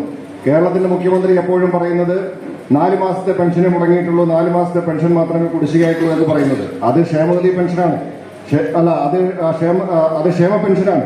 ക്ഷേമനിധി പെൻഷൻ ഏതാണ്ട് 14 മാസത്തോളം മുടങ്ങിക്കിടക്കുകയാണ്. അതുപോലെ തന്നെ മറ്റ് ആനുകൂല്യങ്ങൾ ക്ഷേമനിധി ബോർഡുകൾ നൽകുന്നത് കഴിഞ്ഞ 2 വർഷമായിട്ട് അതും താറുമാറായി കിടക്കുന്നു. നമുക്കറിയാം, ചികിത്സാ ധനസഹായം അത് ആർക്കും ഇപ്പോൾ ലഭിക്കാത്ത സാഹചര്യമാണ്. വിദ്യാഭ്യാസ ധനസഹായം പ്രസവാനുകൂല്യം, അതുപോലെ തന്നെ വിവാഹ ധനസഹായം. ഇവിടെ വിവാഹ ധനസഹായം എന്ന് പറയുന്നത് കുട്ടി ജനിച്ച് കുട്ടി വിദ്യാഭ്യാസത്തിന് പോകേണ്ട അവസ്ഥയായാൽ പോലും ഇപ്പോൾ കിട്ടാത്ത തരത്തിലേക്ക് ആ ആനുകൂല്യങ്ങളെല്ലാം മുടങ്ങി താറുമാറായി. ഇത് ലഭിച്ചാൽ പോലും അതൊരു കുടുംബത്തിന് ഉപകാരപ്രദമാകില്ല, അല്ലെങ്കിൽ ഉപകാരത്തിൽ കൊള്ളില്ല എന്ന വിധത്തിൽ ഇന്ന് ഈ ക്ഷേമനിധിയുടെ പ്രവർത്തനം മുന്നോട്ട് പോയിക്കൊണ്ടിരിക്കുകയാണ്. ഇത്രയധികമായിട്ട് ഈ ക്ഷേമനിധികളെയും തൊഴിലാളികളെയും അവഗണിച്ച ഒരു കാലഘട്ടം കേരളത്തിന്റെ ചരിത്രത്തിൽ ഉണ്ടായിട്ടില്ല എന്ന് നമുക്ക് എല്ലാവർക്കും അറിയാം. എത്രയോ നാളുകളായി ഇവിടെ ഇരിക്കുന്ന എല്ലാ സംഘടനകളും ഈ രംഗത്ത് ഈ വിഷയങ്ങൾ ഉന്നയിച്ചുകൊണ്ട് സമരമുഖത്താണ്. നമ്മളുടെയൊക്കെ നിങ്ങളുടെ ഓരോരുത്തരുടെയും നിശ്ചയദാർഢ്യത്തിന്റെയും സമരങ്ങളുടെയും ഫലമായിട്ടാണ് കഴിഞ്ഞ ഏതാനും നാളുകൾക്ക് മുമ്പ് ഇപ്പോൾ ആ സെസ് പിരിക്കുന്ന കാര്യത്തിൽ കുറച്ച് അനക്കം വെച്ചിട്ടുണ്ട് എന്ന് നമുക്ക് പറയാൻ കഴിയും. അത് ഇതുവരെ പൂർണ്ണമായിട്ടുണ്ട്, പൂർണ്ണ തോതിൽ പിരിക്കപ്പെടുന്നുണ്ട് എന്ന് നമുക്ക് പറയാൻ കഴിയില്ല. ആ കാര്യത്തിൽ ഇനിയും ഏറെ ദൂരം മുന്നോട്ട് പോകേണ്ടതായിട്ടുണ്ട്. എല്ലാ തദ്ദേശ സ്ഥാപനങ്ങളായാലും സർക്കാരുകളായാലും ഒക്കെ കേന്ദ്ര സംസ്ഥാന സർക്കാരുകളുടെ ഒക്കെ ഭാഗത്ത് നിന്ന് ഇക്കാര്യത്തിൽ അനുകൂലമായിട്ടുള്ള നിലപാടുണ്ടാവുകയും നിയമത്തിൽ പറഞ്ഞിരിക്കുന്ന ന്യായമായിട്ടുള്ള കാര്യങ്ങൾ നടപ്പിൽ വരുത്തുവാനായിട്ട് സർക്കാരുകൾ മുൻകൈ എടുക്കുകയും ചെയ്തെങ്കിൽ മാത്രമേ തൊഴിലാളികളുടെ കാര്യത്തിൽ അനുകൂലമായിട്ടുള്ള നടപടികൾ ഉണ്ടാവുകയുള്ളൂ. നമുക്കറിയാം, ജീവിത ചെലവുകൾ വർദ്ധിച്ചു വരികയാണ്. ജീവിത സാഹചര്യങ്ങൾ നമ്മളെല്ലാവരും വളരെ പ്രയാസങ്ങളിലൂടെയാണ് കടന്നുപോയിക്കൊണ്ടിരിക്കുന്നത്. ഒരു അസുഖം വന്നു കഴിഞ്ഞാൽ, അല്ലെങ്കിൽ അടിയന്തരമായിട്ടുള്ള എന്തെങ്കിലും ഒരു ആവശ്യം ഒരു കുടുംബത്തിൽ വന്നു ചേർന്ന് കഴിഞ്ഞാൽ ഒരു സാധാരണ കുടുംബത്തിന്റെ സാമ്പത്തിക നില താളം തെറ്റുന്ന സാഹചര്യം നമ്മൾ അനുദിനമെന്നവണ്ണം കണ്ടുകൊണ്ടിരിക്കുകയാണ്. ഇത്തരം സാഹചര്യത്തിലൂടെ വളരെ ദുരിതപൂർണമായിട്ടുള്ള ജീവിതത്തിലൂടെ മുന്നോട്ട് പോകുമ്പോൾ നമുക്ക് ലഭിക്കേണ്ടുന്ന ന്യായമായ ആനുകൂല്യങ്ങൾ പോലും നൽകുവാനായിട്ട് സർക്കാരുകൾ തയ്യാറാകുന്നില്ല എന്ന് പറഞ്ഞാൽ ഇത് ഒരു സർക്കാരിന്റെയും ഔദാര്യമല്ല. ഇവിടെ വന്നിരിക്കുന്നതും വരാത്തതുമായിട്ടുള്ള ഓരോ തൊഴിലാളിയുടെയും അവകാശമാണ് എന്നുള്ള കാര്യം അത് ഉയർത്തിപ്പിടിച്ചുകൊണ്ടാണ് ഇവിടെ സംയുക്ത സമിതിയുടെ നേതൃത്വത്തിൽ ഇതുപോലുള്ള പരിപാടികളും സമരപ്രഖ്യാപനങ്ങളും ഒക്കെ ആയിട്ട് മുന്നോട്ട് പോയിക്കൊണ്ടിരിക്കുന്നത്. ഒരു കാര്യം ഞാൻ പറയാം, ഏത് തൊഴിലാളി വർഗ സർക്കാരാണ് എന്ന് പറഞ്ഞാലും ഇവിടുത്തെ തൊഴിലാളികളുടെ ന്യായമായ അവകാശങ്ങൾ, ന്യായമായ ആനുകൂല്യങ്ങൾ അത് ഒരു സർക്കാർ, ഈ സർക്കാർ നമുക്ക് കൊണ്ടുതരും എന്ന് ആർക്കും പ്രതീക്ഷിക്കാൻ കഴിയില്ല. ഈ സർക്കാരിനെതിരെ, ഈ നടപടി ബോർഡിനെതിരെ, ഈ സ്വീകരിക്കുന്ന നിലപാടിനെതിരെ ശക്തമായ സമരമുഖം തുറന്നെങ്കിൽ മാത്രമേ നമുക്ക് ലഭിക്കേണ്ടുന്ന ന്യായമായ ആനുകൂല്യങ്ങൾ, അവകാശങ്ങൾ നേടിയെടുക്കാൻ സാധിക്കുള്ളൂ എന്ന തിരിച്ചറിവാണ് ഇതുപോലുള്ള ഒരു ഐക്യം രൂപപ്പെടുത്തിയെടുക്കുവാൻ ഇവിടെ തൊഴിലാളി സംഘടനകളെ പ്രേരിപ്പിച്ചതെന്ന് ഞാൻ മനസ്സിലാക്കുന്നു. ഈ ഐക്യം നിലനിർത്തി മുന്നോട്ട് പോകാൻ നിങ്ങൾക്ക് സാധിക്കട്ടെ. നിങ്ങൾ നടത്തുന്ന എല്ലാ പോരാട്ടങ്ങൾക്കും ന്യായമായ നിങ്ങളുടെ ഓരോ അവകാശങ്ങളും നേടിയെടുക്കുന്നതിന് വേണ്ടിയിട്ട് ഒരു നിയമസഭാ സാമാജികൻ എന്ന നിലയിൽ ഞങ്ങളുടെ എല്ലാവരുടെയും പ്രവർത്തനങ്ങൾ നിയമസഭയ്ക്ക് അകത്തായാലും പുറത്തായാലും നിങ്ങളോടൊപ്പം ഉണ്ടാകുമെന്ന് മാത്രം സൂചിപ്പിച്ചുകൊണ്ട് ഈ പരിപാടിക്ക് നിങ്ങൾ ഓരോരുത്തരെയും ഒരിക്കൽ കൂടി അഭിവാദ്യം ചെയ്തുകൊണ്ട് നിർത്തുന്നു. നിങ്ങൾക്ക് നമസ്കാരം. ജയ് ഹിന്ദ്.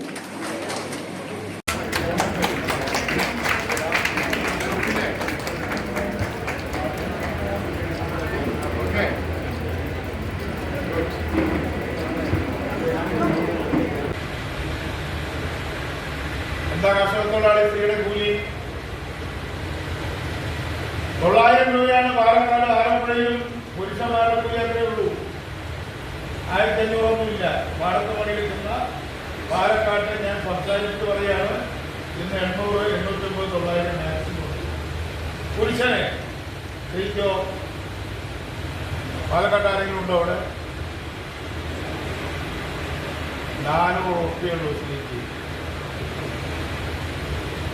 400, 450 ഇല്ല. 350, 400 കൂലി. ശരിയാണോ ഉച്ചത്? നമ്പർ 1. ഞാൻ ഈ സമയമെടുത്ത് പറയാൻ ശ്രമിച്ച 2 കാര്യങ്ങളാണ്.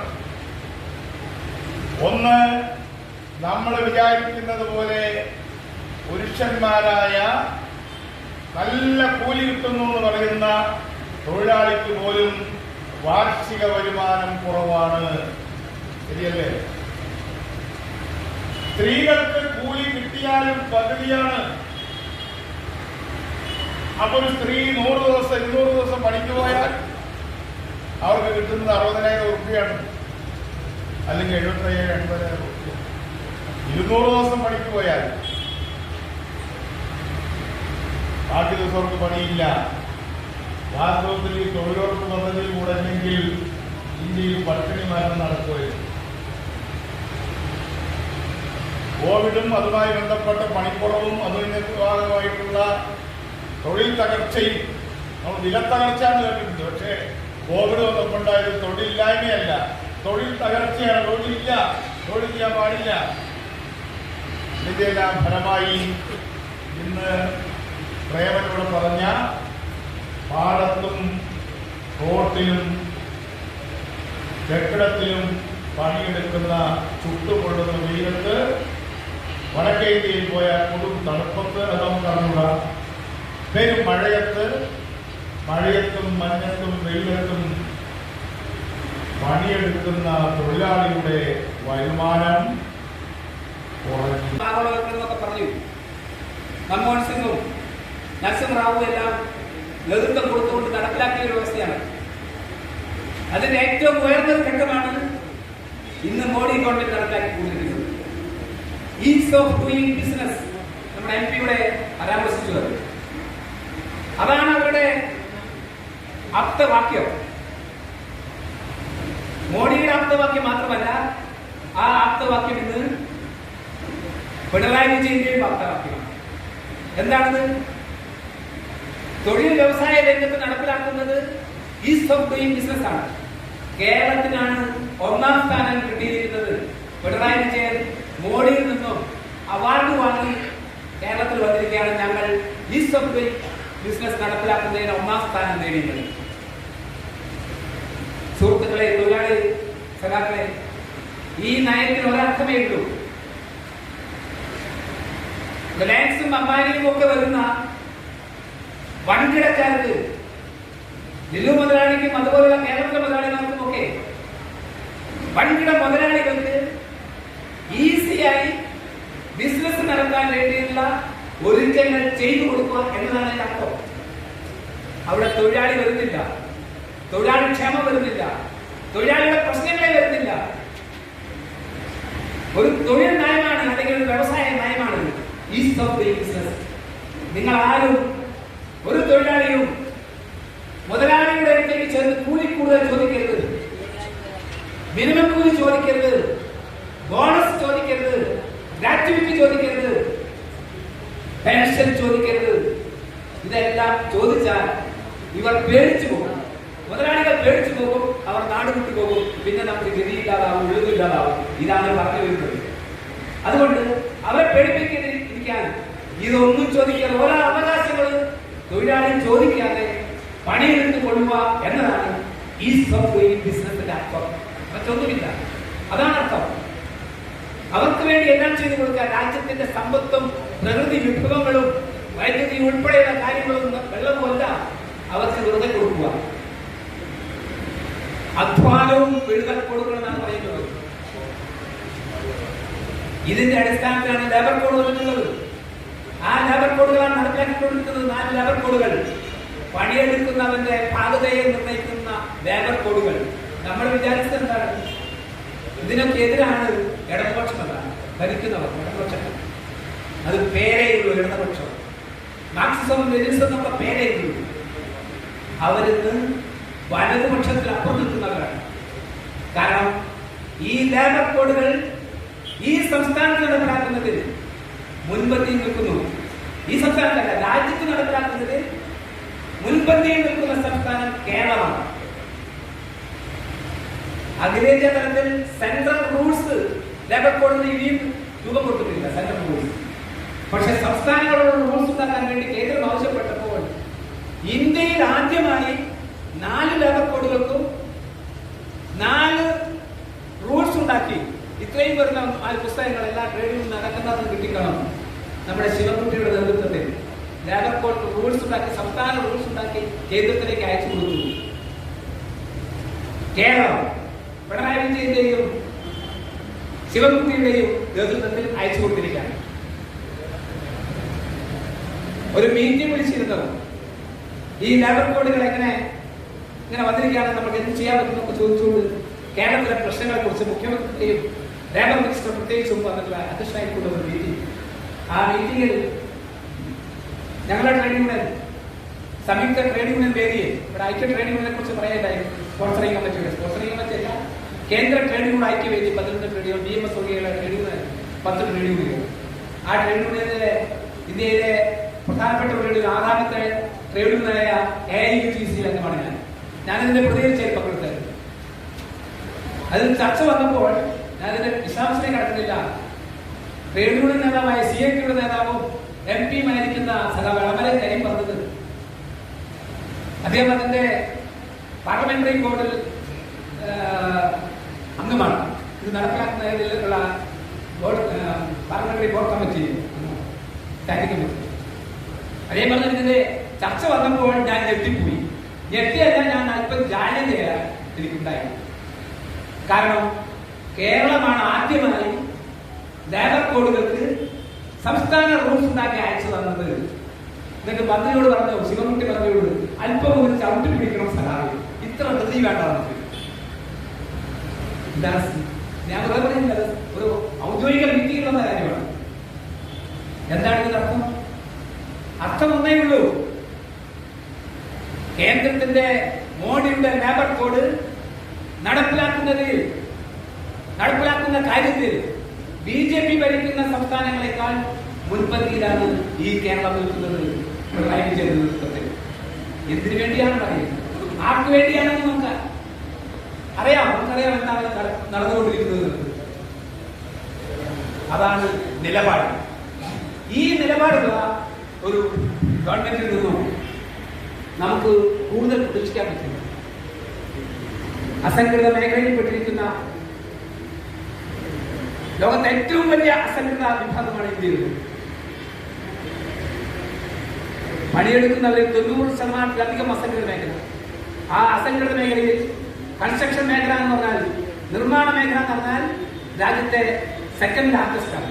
രണ്ടാമത്തെ ഏറ്റവും വലുതാണ്. ഒന്നാമത്തേത് കാർഷിക മേഖല.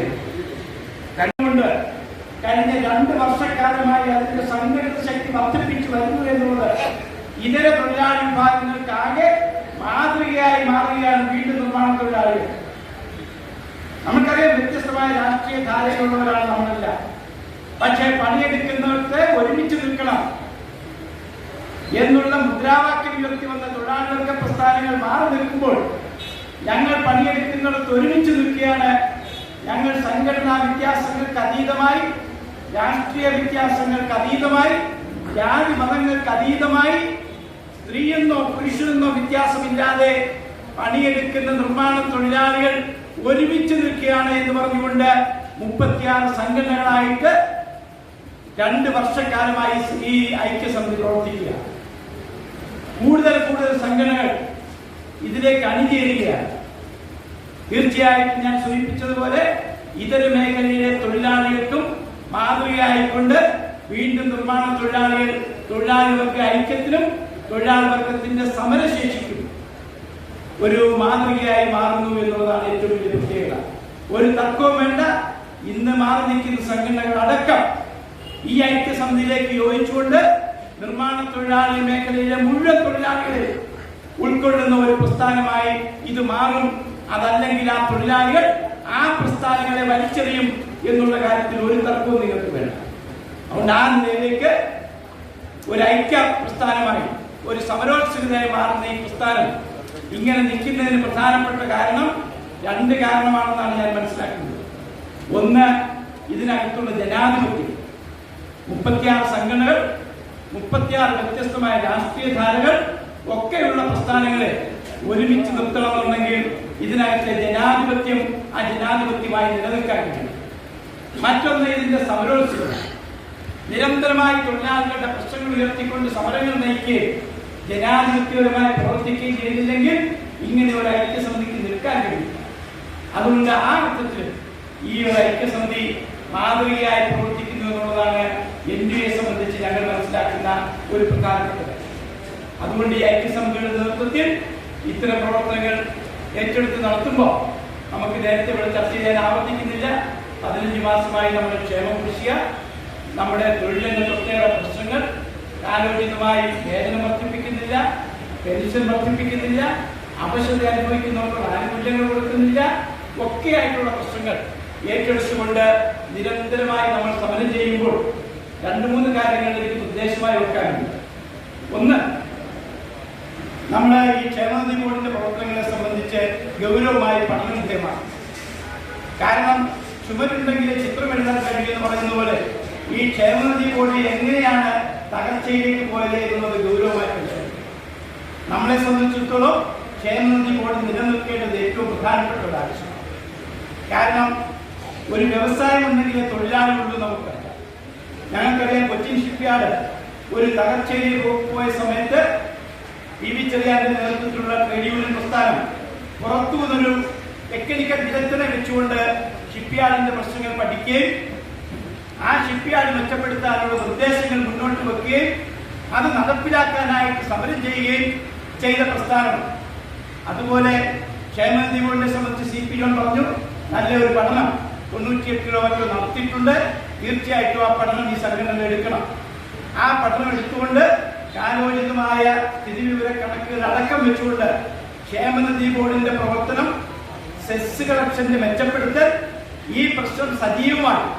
അതായത് തൊഴിലാളികളുടെ ക്ഷേമത്തെ സംബന്ധിച്ചും കൂലിയെ സംബന്ധിച്ചും ക്ഷേമ ആനുകൂല്യങ്ങളെ സംബന്ധിച്ചും എടുക്കുന്നത് പോലെ തന്നെ പ്രധാനമാണ് ഈ ക്ഷേമനിധി ബോർഡിന്റെ പ്രവർത്തനം മെച്ചപ്പെടുത്തണം അല്ലെങ്കിൽ കാര്യക്ഷമമാക്കാനുള്ള നിർദ്ദേശങ്ങൾ ട്രേഡ് യൂണിയൻ പ്രസ്ഥാനം മുന്നോട്ട് വെക്കുക എന്നുള്ളത്.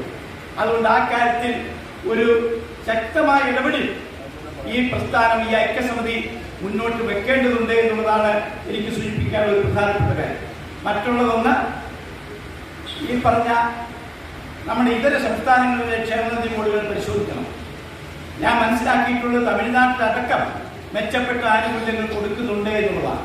ഒരു പഠന വിധേയമാക്കിക്കൊണ്ട് നമ്മുടെ രാജ്യത്തെ ഇതര തൊഴിലാളി ക്ഷേമനിധി ബോർഡ് നേരത്തെ ഇവിടെ സൂചിപ്പിച്ചത് 2017-18 ശേഷം കാലോചിതമായി വർധന നടത്തിയിട്ടില്ല. അപ്പം ഇതര സംസ്ഥാനത്തെ ക്ഷേമനിധി ബോർഡുകൾ അതിന്റെ മെച്ചപ്പെട്ട കണ്ടീഷൻസുകൾ ഇത് പഠിച്ചുകൊണ്ട് ശക്തമായ ഒരു ഇടപെടൽ നമ്മുടെ ഐക്യസമിതിയുടെ ഭാഗത്ത് ഉണ്ടാകണം. മൂന്നാമത് എനിക്ക് പറയാനുള്ളത്, നമ്മുടെ ഈ സമരങ്ങൾ ഇപ്പൊ കൺവെൻഷനിൽ പങ്കെടുത്തതുപോലെ തന്നെ ഒരു വലിയ സമരം ജനകീയ സമരമാക്കി മാറ്റാൻ നമുക്ക് കഴിയത്തക്ക നിലയിലേക്കുള്ള ഒരു പ്രക്ഷോഭം നമുക്ക് നടത്താൻ കഴിയും.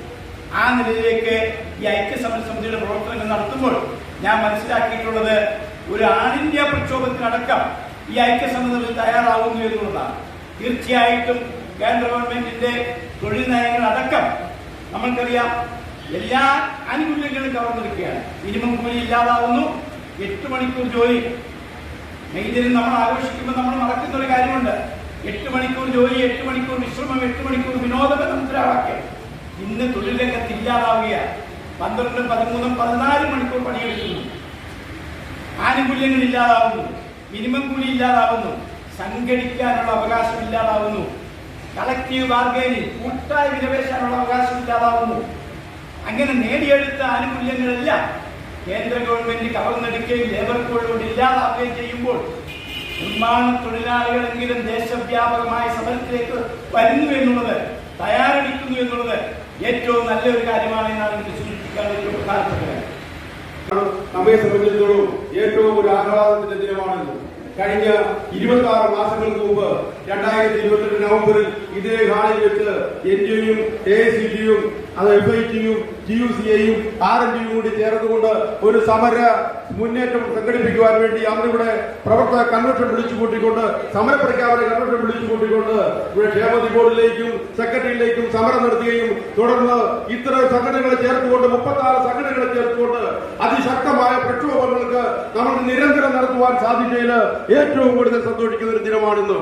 എന്തുകൊണ്ടെന്നാൽ ഇവിടുത്തെ ഭരണകക്ഷികളെയും പ്രതിപക്ഷങ്ങളെയും സമരത്തിലേക്ക് നയിക്കുവാനും ഭരണ പിന്തുണയുള്ള സംഘടനകള് തൊഴിലാളികൾ വഞ്ചിച്ചപ്പോൾ അവർക്കെതിരാണെന്ന് കണ്ടുകൊണ്ട് തന്നെ അവർ പോലും സമരരംഗത്ത് വരുവാനുള്ള സാഹചര്യം സൃഷ്ടിച്ചത് നമ്മുടെ ഈ ഐക്യ ട്രേഡ് യൂണിയൻ സമിതിയാണെന്നുള്ള സംശയമില്ല.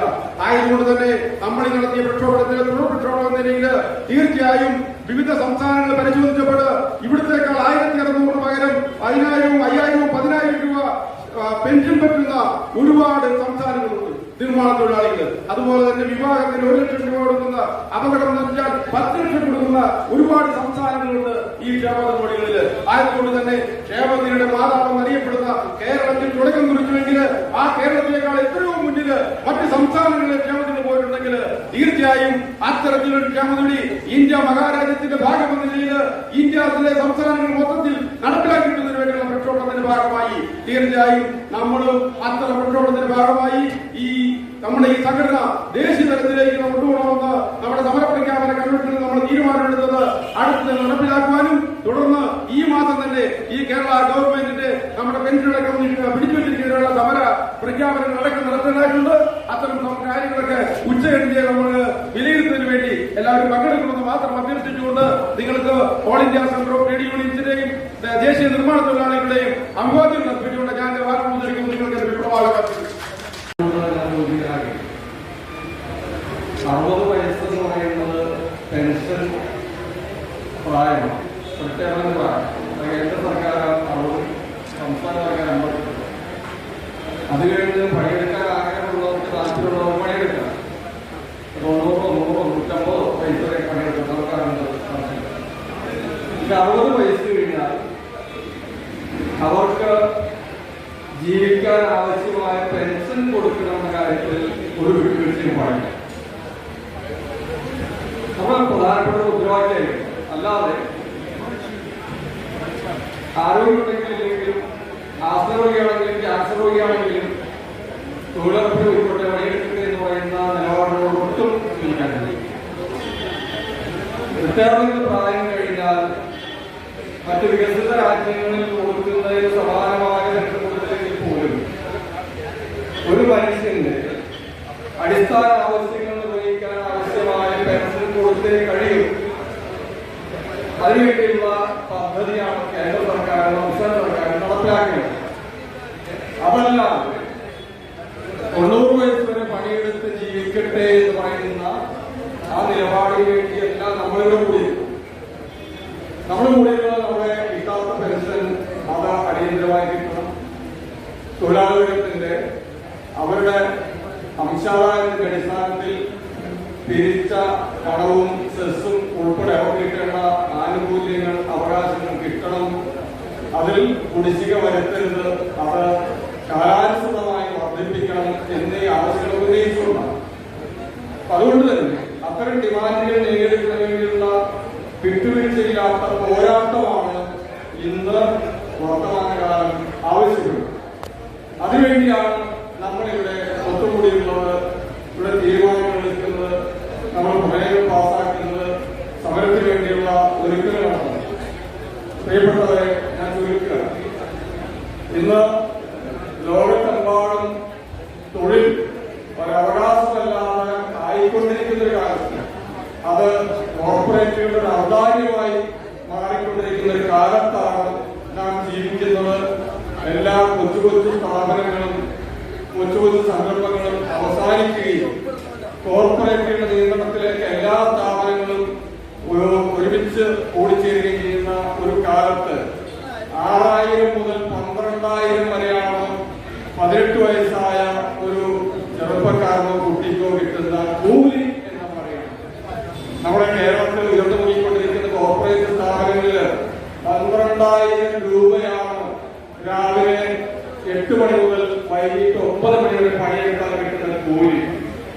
ഇവിടെ ചില കണക്കുകളൊക്കെ പറയുന്നത് കർഷകർ പേരെ പണിയെടുക്കുന്ന തൊഴിലാളിക്ക് ഒരുപക്ഷെ നമ്മുടെ ബോർഡ് അംഗീകരിച്ച് 950 വരെയൊക്കെ കിട്ടുന്നതാണ്. പക്ഷേ ഇന്ന് വൈദ്യുതി വർക്കേഴ്സ് 1500. ഇന്ത്യയിലെ തൊഴിലാളി വർഗത്തിന്റെ അടിസ്ഥാന വർഗ തൊഴിലാളി വർഗത്തിന്റെ പേരിൽ അധികാരത്തിലിരിക്കുന്ന 27 സംസ്ഥാനങ്ങളിൽ ഒരേ ഒരു സംസ്ഥാനമായ കേരളത്തിലാണ് ഇന്ന് തൊഴിലാളി വർഗത്തിന്റെ പേരിൽ ഒരു സംസ്ഥാന സർക്കാർ അധികാരത്തിലിരിക്കുന്നത്. അത് നമ്മുടെ പ്രിയപ്പെട്ട കൊച്ചു കേരളമാണ്.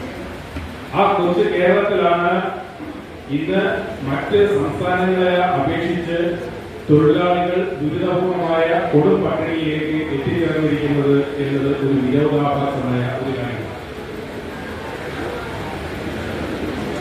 കേരളത്തിന്റെ സമസ്ത മേഖലയിലുമുള്ള തൊഴിലാളികൾ എങ്ങനെ സംരംഭത്തിലേക്ക് എത്തി, അല്ലെങ്കിൽ അവർക്ക് കിട്ടിക്കൊണ്ടിരിക്കുന്ന ആനുകൂല്യങ്ങൾ ഓരോന്നായിട്ട് കവർന്നെടുത്തുകൊണ്ട് 8 മണിക്കൂർ ജോലി എന്നുള്ളത് 12 മണിക്കൂർ ചെയ്യുന്നു.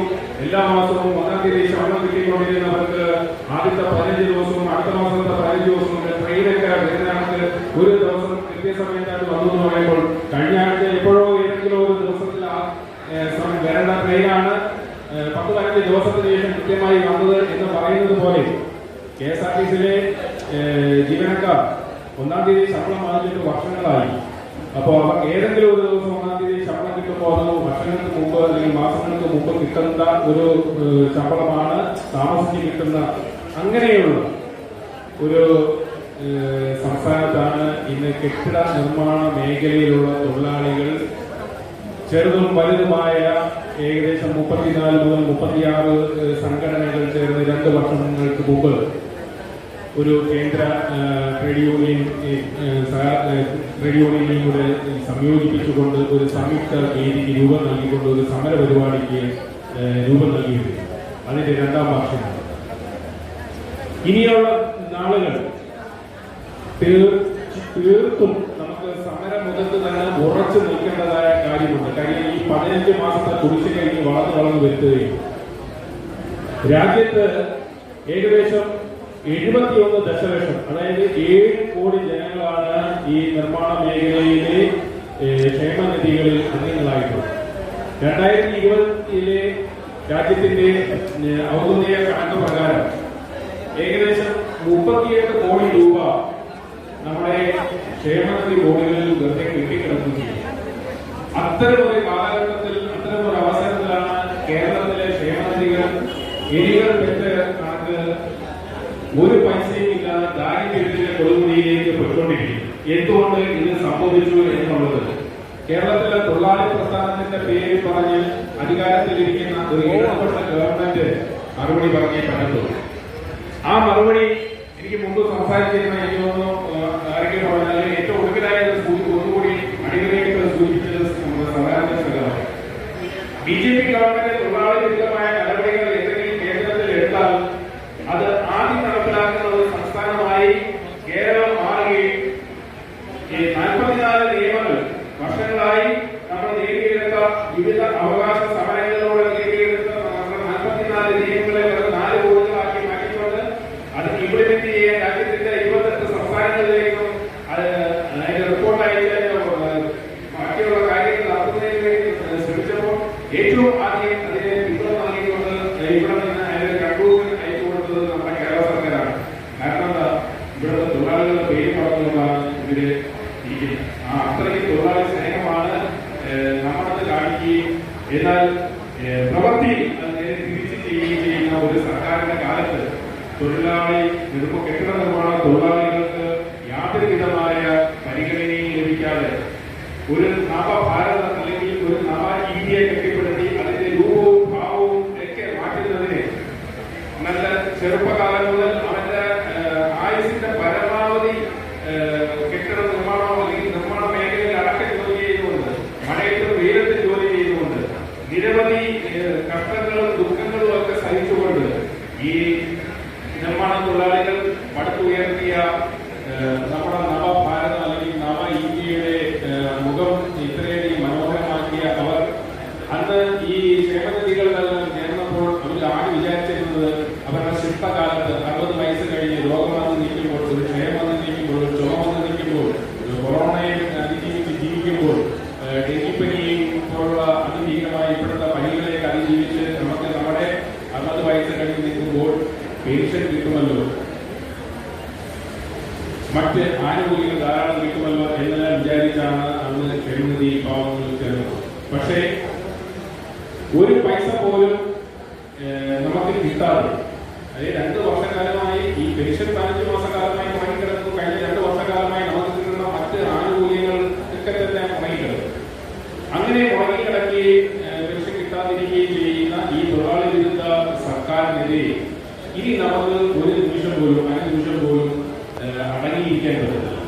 ഏതായാലും കേരളത്തിലെ ഉടനീളം ഈ ഒരു സമരങ്ങളുടെ വേദിയായിട്ട് നടക്കുന്ന ഒരു ക്ഷേമനിധി ഓഫീസ് പോലും നമുക്ക് പെൻഷൻ കിട്ടിയില്ലെങ്കിൽ പ്രവർത്തിപ്പിക്കാൻ പറ്റാത്ത രീതിയിൽ നമ്മൾ അത് സംഘടിപ്പിച്ച് അത് ഓഫീസുകൾ നിർജ്ജീവമാക്കാൻ പറ്റുന്ന രീതിയിൽ അവിടെ പ്രവർത്തനം നിലയ്ക്കുന്ന രീതിയിലുള്ള സമര രൂപങ്ങൾക്ക് ഇന്ന് കൂടുന്ന നമ്മുടെ സംസ്ഥാന കൺവെൻഷന്റെ അവകാശ പ്രഖ്യാപനം ഉണ്ടാകും എന്നാണ് എനിക്ക് മനസ്സിലാക്കുന്നത്.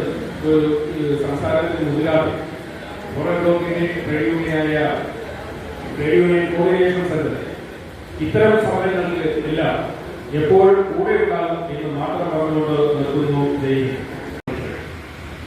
ഇത് ആർ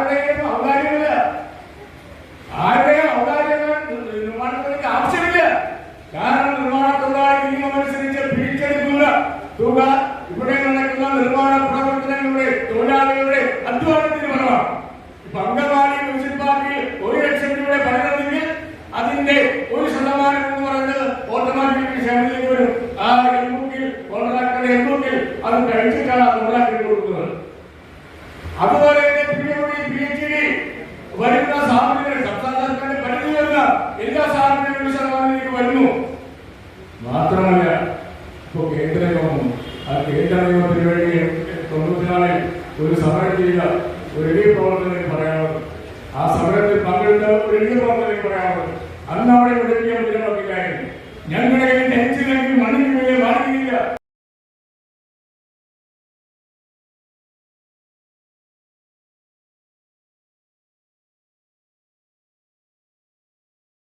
പോകുന്നില്ല.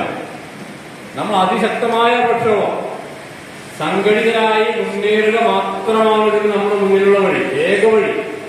കാരണം നമ്മൾ വിചാരിച്ചു കഴിഞ്ഞാല് ഇന്നത്തെ ഭരണകൂടത്തിന് മാറ്റാനും നമ്മൾ ആഗ്രഹിക്കുന്ന ഭരണകൂടത്തിന് ഭരണത്തിലേക്ക് കൊണ്ടുവരാനും കഴിയുന്ന ശക്തിയായി നമ്മൾ വളർന്നു എന്ന് ബോധ്യപ്പെട്ടാൽ മാത്രമാണ് നമുക്ക് ന്യായമായി ലഭിക്കേണ്ട ആനുകൂല്യങ്ങൾ നമുക്ക് നേടിയെടുക്കാൻ കഴിയൂ എന്ന കാര്യത്തിൽ യാതൊരു സംശയവും നമുക്ക് വേണം, ഒരു തർക്കമില്ല. നമ്മൾ അത്തരത്തിൽ ശക്തരായില്ലെങ്കിൽ നമ്മൾ എന്ത് പ്രക്ഷോഭം നടത്തിയിട്ടും നമ്മൾ ഏതെങ്കിലും ഒരു കമ്മ്യൂണിറ്റി ഹാളിന്റെ ഉള്ളിൽ ഇരുന്നിട്ട് നമ്മൾ ചർച്ച ചെയ്തുകൊണ്ടോ അല്ലെങ്കിൽ നമ്മൾ കൂട്ടായി ഇരുന്ന് പ്രമേയം അവതരിപ്പിച്ചുകൊണ്ടോ യാതൊരു ഗുണവും ഇതിലുണ്ടാകാൻ പോകുന്നില്ല. നമ്മളൊരു വലിയ വോട്ട് ബാങ്കാണ്. നമ്മൾ വിചാരിച്ചു കഴിഞ്ഞാല് ഈ രാജ്യം ഭരിക്കുന്ന ഭരണാധികാരികളെ താഴെ ഇറക്കാൻ കഴിയും എന്നുള്ള ശക്തമായ സന്ദേശം കൊടുക്കാൻ നമുക്ക് എപ്പം കഴിയുന്നുവോ അന്ന് ഈ തൊഴിലാളി സംവിധാനം ഈ രാജ്യം ഭരിക്കുമെന്നുള്ള കാര്യത്തിൽ ഒരു തർക്കവും വേണ്ട. അതിനുള്ള ഒരു തുടക്കമായിട്ട് നമ്മുടെ ഈ കൺവെൻഷൻ മാറുമെന്നുള്ള പ്രതീക്ഷയിലാണ് ഞാൻ നേരത്തെ ഇവിടെ എനിക്ക് പ്രേമേന്ദ്രൻ അടക്കമുള്ള ബഹുമാനപ്പെട്ട പാർലമെന്റ് മെമ്പർ അടക്കം നമ്മളോടൊപ്പം നിൽക്കുന്നുണ്ട്. കൂടുതൽ ജനകീയ ഭരണാധികാരികള് നമ്മുടെ മുന്നിൽ വരണം. അവർ നമ്മളോട് ഐക്യദാർഢ്യം പ്രഖ്യാപിക്കണം. അവരുടെ ശബ്ദം പാർലമെന്റിലും അവരുടെ ശബ്ദം നിയമസഭയിലും ഈ രാജ്യത്തെ പണിയെടുക്കുന്ന തൊഴിലാളികൾക്ക് വേണ്ടി മുഴങ്ങുമ്പോ ഭരണകൂടം പറയ്ക്കും. നമ്മൾ പറയുന്ന അവകാശങ്ങൾ അവർ നമ്മളടുത്ത് കൊണ്ടുവന്നു തരും. ഇപ്പൊ നമ്മൾ പറയുന്നുണ്ടല്ലോ, കോടിക്കണക്കിന് രൂപയുടെ സെസ് കൊടുക്കാതെ നമ്മുടെ സംസ്ഥാനം മുഴുവൻ തകർത്തുകൊണ്ടിരിക്കുകയാണ്. റോഡ് നിർമ്മാണമൊക്കെ നമ്മളെ NH പുതിയ ഹൈവേക്ക് വരുന്നതിന് വേണ്ടിയിട്ട് നമ്മുടെ മലകൾ മുഴുവൻ ഇടിച്ചുള്ള മണ്ണ് അവിടേക്ക് പോവാണ്. അതേപോലെ തന്നെ നിങ്ങളൊന്ന് ശ്രദ്ധിച്ചു നോക്കിയാൽ അറിയാം, ഭാരതപ്പുഴ ടൺ കണക്കിന് ലക്ഷക്കണക്കിന് ടൺ മണലാണ് ഓരോ വർഷവും കടലിലേക്ക് പോകുന്നത്. അതിന് തീരദേശത്ത് താമസിക്കുന്ന ആളുകളൊക്കെ പുഴയിലേക്ക് നീട്ടിയെടുത്ത് അവരുടെ സ്ഥലം കയ്യേറി അവിടെ തെങ്ങുന്തോപ്പുകളും നിങ്ങളൊക്കെ പോയി കണ്ടതാണ്. തീരദേശത്ത് താമസിക്കുന്ന ആളുകൾ ആ സ്ഥലത്ത് കുറേശ്ശെ പുഴയിലേക്ക് മണ്ണടിച്ച് കയറ്റി അവിടെ തെങ്ങുന്തോപ്പുകളും വാഴത്തോപ്പുകളൊക്കെ ഉണ്ടാക്കി വരുന്നു. അപ്പൊ നമ്മുടെ രാജ്യം ഭരിക്കുന്ന ഭരണകൂടം എന്താണ് ചെയ്യുന്നത്? മാഫിയകൾക്കും അതുപോലെ തന്നെ ഇവിടെ വൻകിടക്കാർക്കും വേണ്ടിയിട്ട് നമ്മുടെ സ്വത്തും നമ്മളെ ചൂഷണം ചെയ്യുന്ന ധനവും എല്ലാം അവർക്ക് അടിയറ വെച്ചുകൊണ്ട് സുഖിച്ച് നീങ്ങുന്ന ഒരു ഭരണകൂടമായിട്ടെന്ന് തൊഴിലാളികളുടെ പ്രതിനിധികൾ എന്ന് പറയുന്ന ഭരണകൂടം മാറിക്കഴിഞ്ഞു. നമ്മൾ സംഘടിച്ചുകൊണ്ട് തന്നെ തിരുത്തും. നമ്മൾ പറയുന്ന ഭാഗത്തേക്ക്, നമ്മൾ പറയുന്ന അധികാരത്തിലേക്ക് അവരെ കൊണ്ടുവരണമെങ്കിൽ പ്രിയപ്പെട്ടവരെ നമ്മൾ കൂടുതൽ സംഘടിതരാകേണ്ടിയിരിക്കുന്നു.